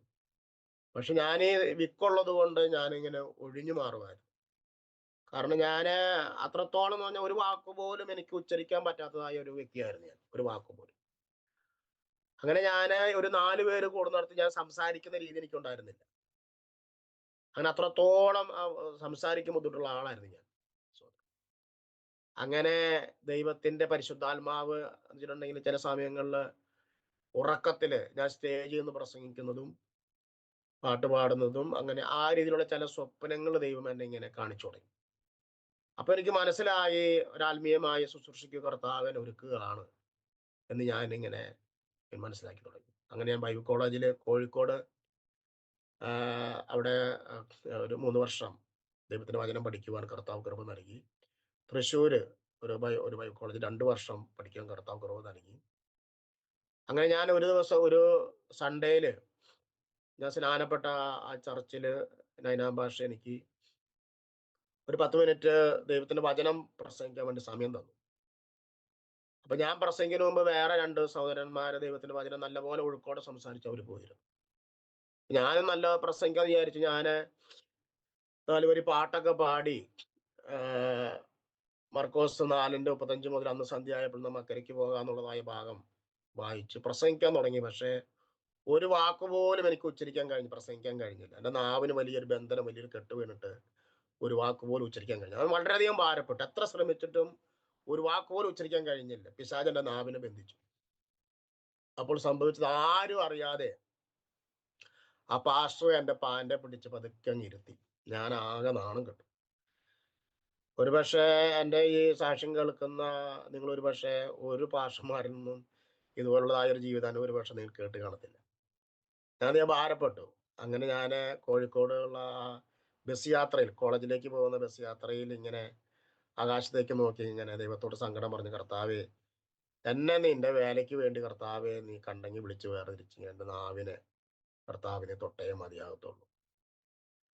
അങ്ങനെ പല സ്ഥലങ്ങളിലും ഈ വിക്കുള്ളത് കൊണ്ട് അവിടെ തിരസ്കരിക്കപ്പെടുന്ന, മറ്റുള്ളവരും നിന്ദിക്കപ്പെടുന്ന ഒരു അനുഭവം ഉണ്ടായി. ഇതുപോലെ ഒരു പ്രാവശ്യം ഞങ്ങൾ ഈ ബൈബിൾ കോളേജിൽ കോഴിക്കോട് പഠിച്ചുകൊണ്ടിരിക്കുമ്പോൾ അവിടെ ചില ഭാഗങ്ങളിൽ സുവിശേഷം പറയാനുള്ളതായ ഒരു സ്വാതന്ത്ര്യമില്ലാത്ത കുറേ ഭാഗങ്ങളുണ്ട് കോഴിക്കോട്, ആ മലപ്പുറം മലബാർ ഭാഗങ്ങളിൽ. ഈ ക്രിസ്തുമസ് സീസണിൽ ഞങ്ങൾ കുറേ എന്താ പറയുക, ഈ ഓരോ വീടുകളിൽ കയറി ഇറങ്ങിയിട്ട് ബൈബിൾ കോളേജിലെ സഹോദരന്മാർ ഓരോ വീടുകളിൽ കയറി ഇറങ്ങിയിട്ട് ഒരു 5 മിനിറ്റ് ഓരോരുത്തർ 5 മിനിറ്റ് ക്രിസ്തുമസ് ആ സന്ദേശം അറിയിക്കണം. അപ്പോൾ കവറിൽ ബൈബിളും ട്രാക്റ്റൊക്കെ ആയിട്ട് ഒരു ഗിഫ്റ്റ് അവിടെ കൊടുക്കും. അപ്പൊ എൻ്റെ കൂടെ വന്നു, ഞാനൊരു 5 മിനിറ്റ് വചനം പറയണം. ഞാൻ പ്രസംഗിച്ചുകൊണ്ടിരുന്നപ്പോൾ എനിക്കാകെ വിക്ക് വന്ന് പ്രസംഗിക്കാൻ പറ്റാണ്ട് ബുദ്ധിമുട്ട് വന്നു. അപ്പൊ പിന്നീട് ഇങ്ങനെ അടുത്ത വീട്ടിലേക്ക് പോയപ്പോൾ ഇങ്ങനെ വേറൊരു പാസ്റ്റർ ഇങ്ങനെ പറഞ്ഞു, സാബുവിനെ ഒന്നും കൊണ്ടുവരേണ്ട ആവശ്യം ഉണ്ടായിരുന്നില്ല, അവന് മറ്റുള്ളവരുടെ മുമ്പിൽ പ്രസംഗിച്ച് വെറുതെ വില കളയാണ്, നാണം കെടുത്തെന്ന് പറയും. അപ്പൊ ഞാൻ ഇവരുടെ പുറകെ നടന്ന് ഇങ്ങനെ ദൈവത്തോട് കരഞ്ഞ് പ്രാർത്ഥിച്ചു. അപ്പൊ അവരങ്ങനെ പരസ്യമായിട്ട് പറഞ്ഞു, സാബുവിന് കൊണ്ടുവരേണ്ട ആവശ്യമില്ല എന്ന് പറഞ്ഞു. അങ്ങനെ എനിക്ക് വല്ലാത്തൊരു വിഷമം, വല്ലാത്തൊരു സങ്കടമാണ്. ആ സമയത്തെല്ലാം ദൈവത്തോട് ഞാൻ കരഞ്ഞു പ്രാർത്ഥിക്കും, കർത്താവേ നീ എൻ്റെ നാവിനെ തൊട്ടേ മതിയാകത്തുള്ളൂ. അപ്പോഴെല്ലാം ഈ മോശയുടെ അനുഭവങ്ങൾ എന്നെ പലപ്പോഴും ഇങ്ങനെ ചിന്തിപ്പിച്ചിട്ടുണ്ട്. ഞാൻ ഇതിനോട് ചേർന്ന് മോശയെ കുറിച്ചുള്ള ദൂതി ഞാൻ പറയാം. മോശ 4-ാം അധ്യായത്തിൽ യഹോവയായ ദൈവം മോശേനെ വിളിച്ചു. മോശ കർത്താവെ ഞാൻ വിക്കനാന്ന് പറഞ്ഞുകൊണ്ട് ഒഴിഞ്ഞു മാറാൻ ശ്രമിച്ചു. അപ്പൊ ഒരു ദ്വിഭാഷിയായിട്ട് തന്റെ സഹോദരനെ അഹരോനെ ദൈവം കൊടുത്തു. മോശയോട് ദൈവം പറഞ്ഞു, ഞാൻ നിന്റെ നാവോട് കൂടി ഇരിക്കുന്നു പറഞ്ഞു. പക്ഷെ നമ്മൾ ഈ 14-ാം അധ്യായം വരെയും 4-ാം അധ്യായം മുതൽ 14-ാം അധ്യായം വരെയും നമ്മൾ വായിച്ച് ശ്രദ്ധിച്ചു പഠിക്കുമ്പോൾ ഈ 14-ാം അധ്യായം വരെയും ദൈവം മോശയുടെ നാവോട് കൂടിയിരിക്കുന്നില്ല. കാരണം ജനത്തോട് മോശയ്ക്ക് എന്തെങ്കിലും പറയാനുണ്ടെങ്കിൽ അത് തന്റെ ജ്യേഷ്ഠനോട് പറയും, അഹരോൻ ജനത്തോട് പറയും. അങ്ങനെയായിരുന്നു രീതികൾ. അപ്പൊ ഇടയ്ക്കിടയ്ക്ക് മോശയ്ക്ക് ഒരു ഭാരമുണ്ട്, എൻ്റെ നാവോട് ദൈവം കൂടിയിരിക്കാന്ന് പറഞ്ഞ് എന്തുകൊണ്ടാണ് എന്നെ ഉപയോഗിക്കാത്തത്. ഈ 4-ാം അധ്യായം 14-ാം അധ്യായം വരെ നമ്മൾ വായിക്കുമ്പോൾ 1-2 സ്ഥലങ്ങളിൽ വീണ്ടും മോശ ദൈവത്തോട് പറഞ്ഞു, കർത്താവേ എന്നെ ഒഴിവാക്കി തരണം, ഞാൻ ഒരു വൈഭവം ഉള്ളവനല്ല, എന്നെ ഒഴിവാക്കി തരണമെന്ന് ദൈവത്തോട് മോശ പറഞ്ഞു. പക്ഷേ 14-ാം അധ്യായത്തിലാണ് ലക്ഷക്കണക്കിന് ജനങ്ങൾ ഒരുമിച്ച് പിറുപിറുത്തു. അവര് മോശയ്ക്കെതിരെ ആയിത്തീർന്നു. അവര് പറഞ്ഞു, ഞങ്ങളെ മരുഭൂമിയിൽ കൊണ്ടുവന്നിട്ട് മരിക്കാൻ വേണ്ടി കൊണ്ടുവന്നോണെന്ന് പറഞ്ഞുകൊണ്ട് ഫറവോനെ പുകഴ്ത്തിക്കൊണ്ട് മിസ്രൈമിലെ നന്മകളെ വാഴ്ത്തിപ്പാടിക്കൊണ്ട് ആ രീതിയിൽ അവർ വളരെയധികം മോശയെ ബുദ്ധിമുട്ടിച്ചു. അപ്പോഴാണ് മോശയുടെ നാവിന് ദൈവം തുടങ്ങുന്നത്. മോശ അന്നേരം പറയുന്നുണ്ട്, നിങ്ങൾ മിണ്ടാതിരിപ്പീൻ. കണ്ടോ? അപ്പോൾ ആ സമയത്താണ് ദൈവത്തിന്റെ ആ വാഗ്ദത്ത വചനം മോശയുടെ മേൽ വരുന്നു. മോശയുടെ നാവിനെ, അതിരത്തെ ദൈവം ആ സമയം മുതൽ ഉപയോഗിക്കാൻ തുടങ്ങുക. 25 ലക്ഷം ജനങ്ങളോട് സംസാരിക്കുന്ന രീതിയിൽ വളരെയധികം അഭിഷേകമുള്ളവനായി മോശയുടെ അതിരത്തെ, നാവിനെ ദൈവം ഉപയോഗിക്കുന്ന രീതിയിൽ വലിയ ഒരു ചേഞ്ച് അവിടെ വരുത്താനിടയായി. ഞാൻ പലപ്പോഴും പറയാറുണ്ട്, ദൈവം ഒരു മനുഷ്യന്റെ അതിരത്തെ തൊടുക എന്ന് പറഞ്ഞിട്ടുണ്ടെങ്കിൽ അത് വലിയ ഒരു അനുഗ്രഹമാണ്. അപ്പൊ എൻ്റെ അനുഭവം എങ്ങനെയാണ്? അപ്പൊ ദൈവം എൻ്റെ നാവിനെ തൊട്ടു, ദൈവൻ അതിരത്തെ തൊട്ടു. ഇപ്പൊ ഞാനിങ്ങനെ ഒഴുക്കോടെ സാക്ഷി പറയുന്നത് ദൈവത്തിന്റെ ആ ഒരു അഭിഷേകം, ദൈവത്തിന്റെ ഒരു ശക്തി എൻ്റെ അതിരത്തിന്മേൽ കർത്താവ് വെളിപ്പെട്ടത് കൊണ്ട് മാത്രമാണ്. അല്ലെങ്കിൽ എനിക്കൊരു വാക്ക് പോലും ഉച്ചരിക്കാൻ കഴിയത്തില്ല. ഇപ്പോൾ ഒരു വാക്ക് ഉച്ചരിക്കാൻ പറ്റാത്തിരുന്ന അനുഭവത്തിൽ ഇപ്പോൾ ഞാൻ പല ചർച്ചകളിലും കടന്നു ചെന്ന് ശക്തിയോടെ ദൈവത്തിന്റെ വചനം സാക്ഷി പറയുന്നു, വചനം പ്രഘോഷിക്കുന്നു. ഒരു ഞായറാഴ്ച എന്നിട്ടുണ്ടെങ്കിൽ കർത്താവിന്റെ ദാസനെ വീണ്ടും വരണമെന്ന് പറയുന്ന രീതിയിൽ ഞാനതിനെ നിഗളിച്ചഹങ്കരിച്ച് പറയല്ല, ദൈവത്തിന്റെ ഒരു മഹത്തിനായിട്ട് പറയുകയാണ്. അത്രത്തോളം അവസ്ഥയ്ക്ക് ദൈവം മാറ്റം വരുത്തുവാനിടയായി. ഇപ്പോൾ എനിക്ക് ചെറിയൊരു ടീം വർക്കായിട്ട് ചെയ്യുന്നുണ്ട്. ഞങ്ങൾ ചെറിയ രീതിയിൽ പരസ്യയോഗങ്ങൾ, ചെറിയ ചെറിയ കൺവെൻഷനുകൾ, അതുപോലെയൊക്കെ ചെറിയ ചെറിയ കൺവെൻഷനുകൾ പോലും സ്വന്തമായിട്ട് കൺവെൻഷൻ നടത്തി മെസ്സേജുകൾ പറയുന്ന രീതിയിൽ ദൈവം എൻ്റെ അവസ്ഥയ്ക്ക് കർത്താവ് മാറ്റം വരുത്തുവാനിടയായി. അങ്ങനെ ദൈവം ആ ഒരു ഘട്ടം ഘട്ടങ്ങളായിട്ട് കർത്താവ് എന്നെ വിടിവിച്ച്, കർത്താവ് എന്നെ ശുദ്ധീകരിച്ച് കർത്താവ് ഇതുവരെയും കൊണ്ടുണ്ട്. അങ്ങനെ ഞാൻ ബൈബിൾ കോളേജിലെ പഠനം കഴിഞ്ഞിട്ട് ചാവക്കാട് ഭാഗത്ത് പോയിട്ട് ഒരു പുതിയൊരു പ്രവർത്തനം തുടങ്ങുവാൻ കർത്താവ് കൃപ നൽകി. അവിടെ ഒരു കത്തോലിക്ക ചർച്ചിലെ 7 കത്തോലിക്ക സഹോദരന്മാർ ഒരുമിച്ച് സ്നാനപ്പെടുന്ന ഒരു സാഹചര്യം ഉണ്ടായി. ആ ദേശത്ത് വലിയൊരു ഉണർവ് കർത്താവ് അയച്ചു. അപ്പൊ അവിടെ ഒരു വീട്ടിൽ പ്രാർത്ഥന വന്നപ്പോൾ അവിടെ സുവിശേഷ വിരോധികൾ എഴുന്നേറ്റ് 40 പേര് ഒരുമിച്ച് കൂടി എന്നെ ക്രൂരമായിട്ട് മർദ്ദിക്കുന്ന, ഉപദ്രവിക്കുന്ന ഒരു സംഭവം ഉണ്ടായി. അതെല്ലാം ഞാൻ കർത്താവിന്റെ നാമത്തിൽ അടികൊണ്ട് ഞാൻ ഇപ്പോഴും വളരെ സന്തോഷിക്കുക. കാരണം ദൈവം എന്നെ വിടിവിച്ച അതെല്ലാം ഓർക്കുമ്പോൾ ഈ ലോകം തരുന്ന ക്രൂരമായ പീഡനങ്ങളും തല്ലൊന്നും എനിക്കത് വലിയൊരു വിഷയമായിട്ട് ഞാൻ കാണാറില്ല. അവര് ഈ 40 പേര് ഉപദ്രവിക്കുന്നതിന് മുമ്പായിട്ട് ദൈവം എന്നെ സ്വപ്നത്തിൽ കാണിച്ചു. അവർ പ്രത്യേകമായ ഒരു ധരിച്ചവർ കടന്നു അതിനെ ഉപദ്രവിക്കുന്നതായിട്ട് ഞാൻ ഒരു സ്വപ്നം കണ്ടു. അന്ന് എൻ്റെ മൂത്ത മകനെ, എൻ്റെ വൈഫ് 5 മാസം ഗർഭിണിയായ സമയത്താണ്. അങ്ങനെ ഞാൻ ഇവരുടെ തല്ലും കൊണ്ട് രാത്രി ഒരു 11-12 മണിയായപ്പോൾ ഞാൻ വീട്ടിലേക്ക് കയറി വരിക. അപ്പോൾ എൻ്റെ അതിലൊരു സഹോദരനാണെങ്കിൽ എന്നെ കൊന്നുകളയാൻ വേണ്ടിയിട്ട് എൻ്റെ തല പിടിച്ച് കുനിച്ചിട്ട് മുട്ടുകൊണ്ട് എൻ്റെ നെറ്റിയുമേ ആള് ഇടിക്കാനിടയായി. പക്ഷെ അത് ഈ കണ്ണിന്റെ മുകളിലാണ് കൊണ്ടത്. അല്ലെങ്കിൽ ഇവിടെ ഈ നെറ്റിയിൽ കറക്റ്റായിട്ട് ഇവിടെ ഇതൊരു മർമ്മമാണ്, ഇവിടെ കൊള്ളുകയാണെങ്കിൽ ഞാൻ മരിച്ചു വീണേ. അവിടെ എല്ലാം ദൈവത്തിന്റെ വലിയൊരു കരുതല് എനിക്ക് അനുഭവിക്കാനിടയായി. വൈഫ് വിശേഷമായിട്ടിരിക്കുന്നത് കൊണ്ട് അവളെ വിഷമിക്കാൻ പാടില്ല. അപ്പൊ ഞാൻ എങ്ങനെ ചിരിച്ചുകൊണ്ട് വന്ന് പറയുകയാണ്, എടി എന്നെ സുവിശേഷ വിരോധികൾ തല്ലി എന്ന് പറഞ്ഞുകൊണ്ട് ചിരിച്ചുകൊണ്ട് വീട്ടിലേക്ക് വരും. അപ്പൊ അന്ന് ഞാൻ ഉറപ്പിച്ചപ്പോ അന്ന് രാത്രി ദൈവം എനിക്ക് ഒരു മെസ്സേജ്, അടുത്ത ഞായറാഴ്ച പ്രസംഗിക്കാനുള്ള ഒരു മെസ്സേജ് തയ്യാറാക്കിയിട്ടാണ് ഞാൻ കിടന്നുറങ്ങിയത്. ഞാൻ പറഞ്ഞത് അങ്ങനെ പ്രത്യേകം അനുഭവത്തിൽ കടന്ന എന്നെ കർത്താവ് അത്രത്തോളം കർത്താവ് ഉപയോഗിച്ചു. അതുപോലെ അവിടെ ഒരു സഭ കർത്താവ് അവിടെ എന്നെ ഉപയോഗിച്ച് രൂപീകരിച്ചു. ഇന്ന് അവിടെ പാഷോപ്പി ബാബു എന്ന് പറയുന്ന കർത്താവിന്റെ ദാസൻ, ഒരു ബൈബിൾ കോളേജ് ടീച്ചറാണ്. അദ്ദേഹം അവിടെ പാഷായിട്ടിരിക്കുന്നു. അവരെന്നെ അവിടെ മെസ്സേജിനൊക്കെ വിളിക്കാറുണ്ട്. അങ്ങനെ വേറെ ഷൊർണൂർ അടുത്തുള്ളതായ ഒരു ദേശത്ത് ഇതുവരെ പുതിയ പ്രവർത്തനം തുടങ്ങുവാൻ കർത്താവ് കൃപ നൽകി. അവിടെ ഈ ഒരു ചെറിയൊരു കൂട്ടായ്മ ഉണ്ടാകുവാൻ കർത്താവ് എന്നെ ഉപയോഗിക്കാനിടയായി. ആ സമയത്ത് കോവിഡിന്റെ സമയമായിരുന്നു. അപ്പോൾ ആ സമയത്ത് അവിടെ പ്രവർത്തനം മുമ്പോട്ട് പോകാൻ വളരെയധികം ബുദ്ധിമുട്ടായി. അങ്ങനെ പ്രവർത്തനം നിർത്തുന്ന ഒരു സാഹചര്യം ഉണ്ടായി. അങ്ങനെ ആ സമയത്ത് എൻ്റെ ഫാദർ ആ സമയത്ത് ശ്വാസം മുട്ടുന്നാൽ ഒരു മരിക്കത്തക്ക നിലയിലുള്ളതായ രോഗത്തിലായിരുന്നു. അപ്പോൾ ഞാൻ കോവിഡ് സമയത്താണ്, ആ സമയത്ത് വീട്ടിലേക്ക് മടങ്ങി വന്നു. അങ്ങനെ എൻ്റെ പിതാവ് ഭൂമിയിൽ നിന്ന് മാറ്റപ്പെട്ടു പോകുന്ന ഒരു സാഹചര്യം ഉണ്ടായി.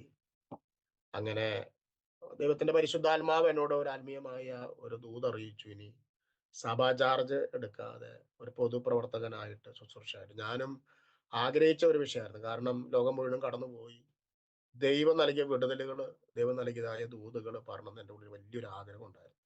ഇപ്പോഴും ഞാൻ ദൈവത്തോട് പ്രാർത്ഥിച്ചു കൊണ്ടിരിക്കുന്ന ഒരു വലിയ വിഷയം, കർത്താവ് ലോകം മുഴുവൻ കടന്നുപോയി ഈ കർത്താവ് നൽകിയ ഈ വിടുതല്, ഈ സത്യങ്ങള്, ദൈവത്തിന്റെ ഈ മഹത്വം ലോകം മുഴുവൻ അറിയിക്കണം എന്ന് എനിക്ക് വലിയൊരു ആഗ്രഹം എൻ്റെ ഉള്ളിലുണ്ട്. അതുകൊണ്ട് ദൈവത്തെ പരിശുദ്ധാത്മാവ് പറഞ്ഞു, സഭാ ചാർജ് എടുക്കാതെ ഇനി ഒരു പൊതുപ്രവർത്തകനായിട്ട്, പൊതു ശുശ്രൂഷയായിട്ട് മുമ്പോട്ട് പോകുമെന്ന്. ഞാൻ അങ്ങനെ വലിയൊരു പ്രവാചകനൊന്നും അല്ല ഞാൻ. എങ്കിലും പരിശുദ്ധാത്മാവിന്റെ ആ വചന വെളിപ്പാടിൽ ദൈവത്തിന്റെ വചനം പ്രസംഗിക്കാറുണ്ട്. സ്തോത്രം. ഇപ്പോഴും ദൈവത്തിന് വേണ്ടി കൂടുതലായിട്ട് പ്രയോജനപ്പെടണം, ദൈവത്തിന് വേണ്ടി വലിയ കാര്യങ്ങൾ ചെയ്യണം എന്നുള്ള വലിയൊരു ആഗ്രഹമാണ് എൻ്റെ ഉള്ളിൽ ഇപ്പോഴും ഉള്ളത്. ഞാൻ ഫേസ്ബുക്കിലൂടെ പാട്ടുകൾ പാടാറുണ്ട്, ചെറിയ ചെറിയ മെസ്സേജുകൾ ഇടാറുണ്ട്. സാബു പീച്ചിന്ന് നിങ്ങൾ അടിക്കുകയാണെങ്കിൽ എൻ്റെ ചില പാട്ടുകൾ, അതുപോലെ ചെറിയ ചെറിയ മെസ്സേജുകളെല്ലാം ഞാൻ ഇടാറുണ്ട്. അപ്പോൾ ആ രീതിയിലെല്ലാം കർത്താവിന് വേണ്ടിയിട്ട് ഞാനിങ്ങനെ പ്രയാണപ്പെട്ടുകൊണ്ടിരിക്കുന്നു. ആ സാഹചര്യത്തിൽ എൻ്റെ കുടുംബജീവിതം എന്ന് പറയുമ്പോൾ, ഞാൻ ഈ മാനസികമായ പ്രശ്നത്തിലായ സാഹചര്യത്തിൽ എൻ്റെ വീട്ടുകാര് എൻ്റെ ഒരു ബന്ധുവിനോട് പറഞ്ഞു, ഇങ്ങനെ സാബുവിന് കല്യാണം ആലോചിക്കണം, പെണ്ണാലോചിക്കണം എന്ന് പറഞ്ഞു. അപ്പൊ അവര് പറഞ്ഞ ഒരു ചിന്ത എങ്ങനെയാണ്, ഭ്രാന്ത് പിടിച്ചവന് ഒരിക്കലും പെണ്ണ് കിട്ടില്ല എന്ന് പറഞ്ഞവര്.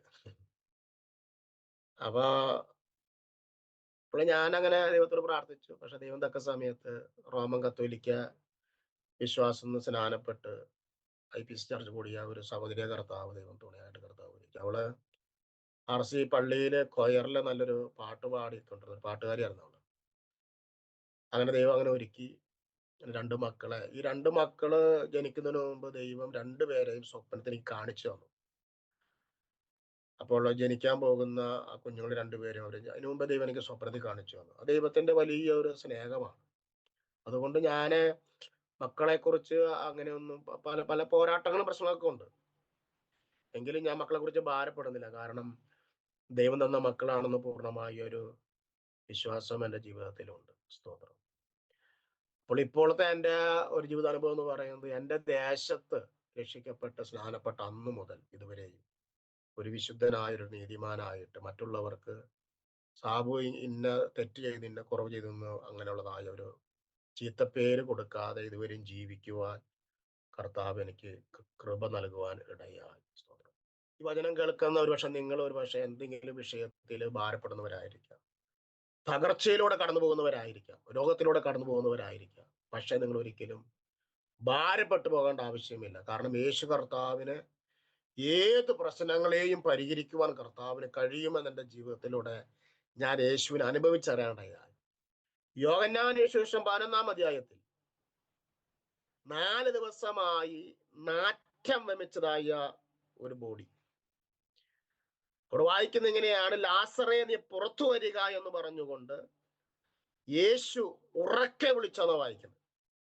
ഞാൻ ആത്മാവിൽ പഠിച്ചപ്പോൾ എന്നെ ചിന്തിപ്പിച്ച ഒരു വിഷയം, എന്തിനാണ് യേശു ഉറക്കെ വിളിച്ചത്? കാരണം പഴയ നിയമ ഭക്തന്മാരുടെ ആത്മാവ് കിടക്കുന്ന വിശ്രമ സ്ഥലമാണ് ഒരു പാതാളം. അപ്പോൾ ആ പാതാളത്തിൽ യേശുവിന്റെ ശബ്ദം മുഴങ്ങുക, ലാസറേ എന്നുള്ള ശബ്ദം ആ പാതാളത്തിൽ മുഴങ്ങുക. അപ്പോൾ ആ പഴയ നിയമ ഭക്തന്മാരുടെ ആത്മാക്കൾ മുഴുവനും കേൾക്കണം, യേശു ക്രിസ്തുവിന്റെ ശബ്ദം കേൾക്കണം. സ്തോത്രം. അങ്ങനെ യേശു ആ ലാസറിനെ പുറത്തു കൊണ്ടുവരുന്ന ഒരു ഭാഗം കാണാൻ കഴിയുന്നുണ്ട്. യെഹെസ്കേൽ പ്രവചനം 37-ാം അധ്യായത്തിൽ ആ അസ്ഥി കൂമ്പാരങ്ങൾ മനുഷ്യ ശരീരങ്ങളാക്കി മാറ്റപ്പെട്ടതായിട്ട് കാണുവാൻ കഴിയുന്നുണ്ട്. അത്രത്തോളം വിടിവിക്കുവാൻ ശക്തനാകുന്നു നമ്മുടെ കർത്താവ് എന്ന് കാണുവാൻ കഴിയുന്നുണ്ട്. സങ്കീർത്തനം 46-1 വായിക്കുന്ന ഇങ്ങനെയാണ്, ദൈവം നമ്മുടെ സങ്കേതവും ബലവുമാകുന്നു, കഷ്ടങ്ങളിൽ അവൻ ഏറ്റവും അടുത്ത തുണയായിരിക്കുന്നു. അതുകൊണ്ടാണ് കർത്താവ് അബ്രഹാമിന് 2 പ്രാവശ്യം വിളിച്ചു. പുറപ്പാട് പുസ്തകം 3-ാം അധ്യായത്തിൽ വായിക്കുന്ന എങ്ങനെയാണ്, എൻ്റെ ജനത്തിന്റെ കഷ്ടത ഞാൻ കണ്ടു എന്ന് 2 പ്രാവശ്യം അവിടെ കൊടുത്തിരിക്കുകയാണ്. അതേ ഈ ദാനിയേൽ പ്രവചനം 3-ാം അധ്യായത്തിൽ വിശ്വാസത്തിന് വേണ്ടി നിന്നതായ ബാലന്മാരെ നെബൂഖദ്നേസർ രാജാവ് തീയിലേക്ക് വലിച്ചെറിഞ്ഞപ്പോൾ അവിടെ വായിക്കുന്ന എങ്ങനെയാണ്? യേശു നാലാമനായിട്ട് വെളിപ്പെട്ടു. എന്നെ വളരെയധികം ചിന്തിപ്പിച്ച ഒരു ആശയം ഇങ്ങനെയാണ്: യേശു എപ്പോഴാണ് ആ തീയിലേക്ക് കടന്നു വന്നത്?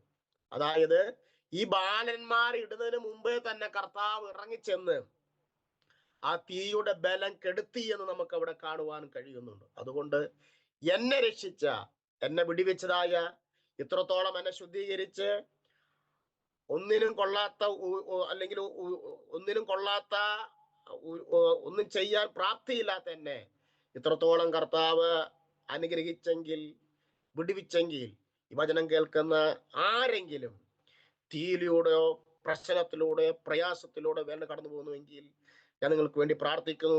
നിങ്ങളെ വിടിവിക്കുന്ന ഒരു കർത്താവുണ്ട്. ഓർപ്പിക്കട്ടെ, ഒരു വാക്ക് ഞാൻ നന്ദി പറഞ്ഞിട്ട് ഞാൻ പ്രാർത്ഥിച്ച് ടെസ്റ്റ് മണി അവസാനിപ്പിക്കുകയാണ്. സ്തോത്രം. ഈ ആരാമ TV പ്ലാറ്റ്ഫോമിലേക്ക് കടന്നു വന്ന് ദൈവത്തിന്റെ വചനവും സാക്ഷ്യം പങ്കിടുവാൻ എന്നെ പരിചയപ്പെടുത്തിയതായ പ്രിയ അനിൽ പാഷനെ പ്രത്യേകം നന്ദി അറിയിക്കുന്നു. അതുപോലെ ഇതുപോലുള്ളതായ ഒരു അവസരം ഒരുക്കിയതായ കർത്താവിന്റെ ദാസൻ ദാനിയേൽ പാഷനും പ്രത്യേകമായ എൻ്റെ ഉള്ളു നിറഞ്ഞതായ സ്നേഹവും നന്ദിയും ഞാൻ അറിയിക്കുകയാണ്. ഒരു നിമിഷം ഞാൻ പ്രാർത്ഥിക്കുന്നു. പരിശുദ്ധനേ, ഹല്ലേലൂയ, ഹല്ലേലൂയ, ഹല്ലേലൂയ. ജീവനുള്ള ദൈവമേ, പരിശുദ്ധ പിതാവേ, ഹല്ലേലൂയ. ചില മിനിറ്റുകൾ കർത്താവേ, ഹല്ലേലൂയ, ലോകം മുഴുവനുമായിരിക്കുന്ന അനേക പ്രിയപ്പെട്ടവരോട് ചേർന്ന് ചെലവഴിപ്പാൻ കർത്താവ് കൃപ നൽകിയല്ലോ. പ്രിയ കർത്താവ് ദാനിയേൽ ജോൺ പാസ്റ്ററിന് വേണ്ടി പ്രാർത്ഥിക്കുന്നു, കുടുംബത്തിന് വേണ്ടി പ്രാർത്ഥിക്കുന്നു. ദാസന്റെ കർത്താവ് ശുശ്രൂഷയ്ക്കായി സ്തോത്രം ചെയ്യുന്നു. ഈ കർത്താവ് സാക്ഷ്യം വചനം കാട്ടുന്ന എല്ലാ പ്രിയപ്പെട്ടവരുടെ മേലും ദൈവത്തിന്റെ കൃപ വ്യാപരിക്കട്ടെ, ദൈവത്തിന്റെ ജീവൻ വ്യാപരിക്കട്ടെ. കർത്താവേ, ഹല്ലേലൂയ, രോഗത്താൽ ഭാരപ്പെടുന്നവരെ കർത്താവ് വിടിവിക്കണം. കർത്താവേ, ഹല്ലേലൂയ, തിന്മയുടെയും അന്ധകാരത്തിന്റെയും കർത്താവെ കൈപ്പിടിയിൽ ഒതുങ്ങിയവരെ യേശുവിന്റെ നാമത്തിൽ അവർ കർത്താവ് വിടുവിക്കപ്പെടുമാറാകട്ടെ. ദൈവികമായ പ്രകാശം ഏത് മനുഷ്യനെയും പ്രകാശിപ്പിക്കുന്ന സത്യ വെളിച്ചം ഇപ്പോഴത്തെ അവരുടെ മേൽ ശക്തിയോടെ വ്യാപരിക്കട്ടെ. കർത്താവേ, ഉത്ഭാനകാധികാരകരകനകസി. Hallelujah, hallelujah. പിതാവേ, യേശു കർത്താവിന്റെ നാമത്തന്നെ, ആമേൻ. എല്ലാവർക്കും സ്നേഹം, വന്ദനം. ദൈവം നമ്മളെ സഹായിക്കുമാറാകട്ടെ. Thank you pastor. Thank you കർത്താവിന്റെ ദാസൻ പ്രിയ സാബു PG അവറുകൾ. ഇത്രത്തോളം സമയം വേർതിരിച്ച് ദൈവം നടത്തിയ അത്ഭുതകരമായ ജീവിതാനുഭവങ്ങൾ ദൈവനാമ മഹത്വത്തിന് വേണ്ടി അരോമ TV പ്രേക്ഷകരോട് പങ്കുവയ്ക്കുവാൻ കൃപ ചെയ്തത് ഓർത്ത് ഞാൻ ദൈവത്തിന്റെ മഹത്വം കരയേറ്റുന്നു. കർത്തൃദാസനുള്ളതായ നന്ദിയും ഇത്തരണത്തിൽ അറിയിക്കുന്നു. കർത്താവ് ധാരാളമായി അനുഗ്രഹിക്കുമാറാകട്ടെ. ഒരിക്കലും രക്ഷപ്പെടില്ല എന്ന് പറഞ്ഞ കുടുംബത്തിൽ നിന്ന് ദൈവം തിരഞ്ഞെടുത്ത, കർത്താവിന്റെ സാക്ഷ്യം വഹിക്കുവാൻ ദൈവം ഉപയോഗിക്കുന്ന ആ ദൈവീയ പദ്ധതികൾക്കായിട്ട് ഞാൻ ദൈവത്തിന് സ്തോത്രം ചെയ്യുന്നു. നീ വിക്കനാണ്, നീ പൈശാചിക ബാധയാൽ ബന്ധിക്കപ്പെട്ടവനാണ്, ആ കുടുംബത്തിൽ നിന്നൊരു വിവാഹം പോലും നടക്കത്തില്ല, കൊള്ളത്തില്ല എന്ന് സമൂഹം മുദ്ര കുത്തി ഒന്നിനും കൊള്ളരുതാത്ത, എല്ലാവരും അവഗണിക്കപ്പെട്ട പൈശാചിക ബന്ധനത്തിൽ നിന്ന് കെട്ടപ്പെട്ട കഴുതിയെ അതിൻ്റെ കയറ് വിടുവിച്ച് പുറത്തു കൊണ്ടുവന്ന് യേശു കർത്താവ് അതിനെ വാഹനമാക്കിയതുപോലെ യേശു ആ കഴുതമേല് കയറിയപ്പോൾ അതുവരെ ഇല്ലാത്ത സകല ആദരവുകളും അംഗീകാരങ്ങളും ആ കഴുതയ്ക്ക് കിട്ടി. അതിനു മുൻപ് ഒരിക്കൽ പോലും ആ കഴുത നടക്കുമ്പോൾ അതിന്റെ മുൻപിൽ ആരും അവരുടെ വസ്ത്രങ്ങൾ വിരിക്കുമായിരുന്നില്ല, ഹോശന്ന പാടുമായിരുന്നില്ല. എന്നാൽ യേശു ആ കഴുതമേല് വാഹനമേറിയപ്പോൾ ആ കഴുതയുടെ എല്ലാ അവസ്ഥകൾക്കും വലിയ മാറ്റം വന്നു. അതിന്റെ കെട്ടപ്പെട്ട അനുഭവം മാറി, അത് സ്വതന്ത്രമായി. യേശു അതിനെ വാഹനമാക്കി മാറ്റി, അതിനെ ആദരിക്കപ്പെടുന്ന ഒരു അനുഭവം ഉണ്ടായി. എല്ലാ നിന്ദകളും അപമാനങ്ങളും കെട്ടപ്പെട്ട അനുഭവങ്ങളും മാറി.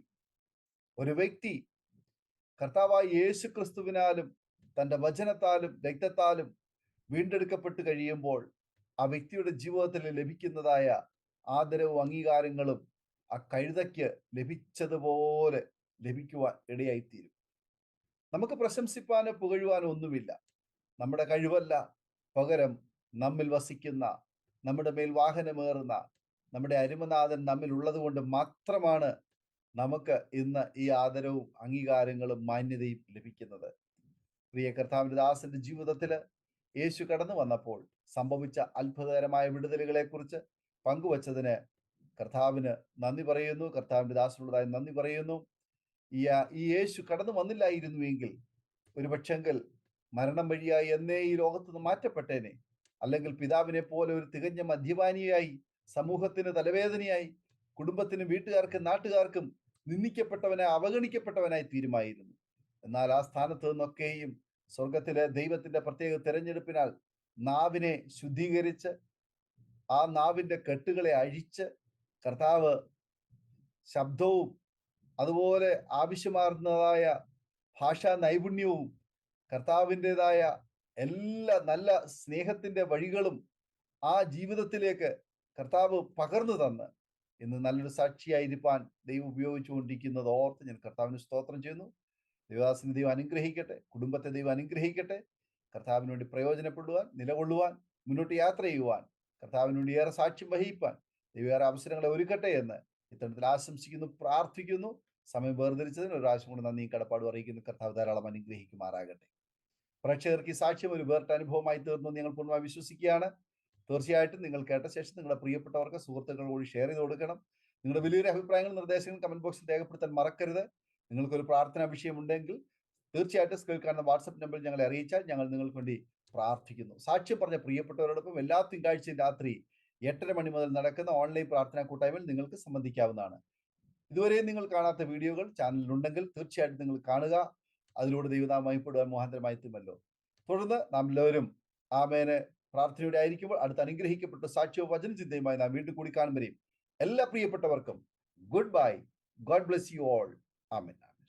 ഓർമ്മയുടെ മനോരഥത്തിൽ മായാത്ത ഓർമ്മയ്ക്കായി അരോമ മാട്രിമോണിയിൽ നിന്നും ജീവിത പങ്കാളിയെ കണ്ടെത്തൂ. നിങ്ങൾ ഒരു ക്രിസ്തീയ ജീവിത പങ്കാളിയെ അന്വേഷിക്കുകയാണോ? അതോ മക്കൾക്ക് അനുയോജ്യമായ ഒരു തക്ക തുണയ്ക്ക് വേണ്ടി പ്രാർത്ഥിക്കുന്ന വ്യക്തിയാണോ? എങ്കിൽ അരോമ മാട്രിമോണി നിങ്ങൾക്ക് വേണ്ടിയാണ്. ഇന്നു തന്നെ സൗജന്യമായി രജിസ്റ്റർ ചെയ്യൂ. അരോമ മാട്രിമോണിയുടെ പ്രത്യേകതകൾ: രജിസ്ട്രേഷൻ തികച്ചും സൗജന്യം. ലോകത്തെവിടെയുമുള്ള അനുയോജ്യമായ ക്രിസ്തീയ ജീവിത പങ്കാളിയെ തിരഞ്ഞെടുക്കാം. വിവാഹം നടക്കുന്നതുവരെ സർവീസ് ലഭിക്കുന്നു. ഏറ്റവും ചെറിയ പാക്കേജുകളും തിരഞ്ഞെടുക്കാം. അരോമ മാട്രിമോണി നിങ്ങൾക്കായി ഒരുക്കുന്നു വിവാഹം പരമാനന്ദം. Email aroma matrimony2020@gmail.com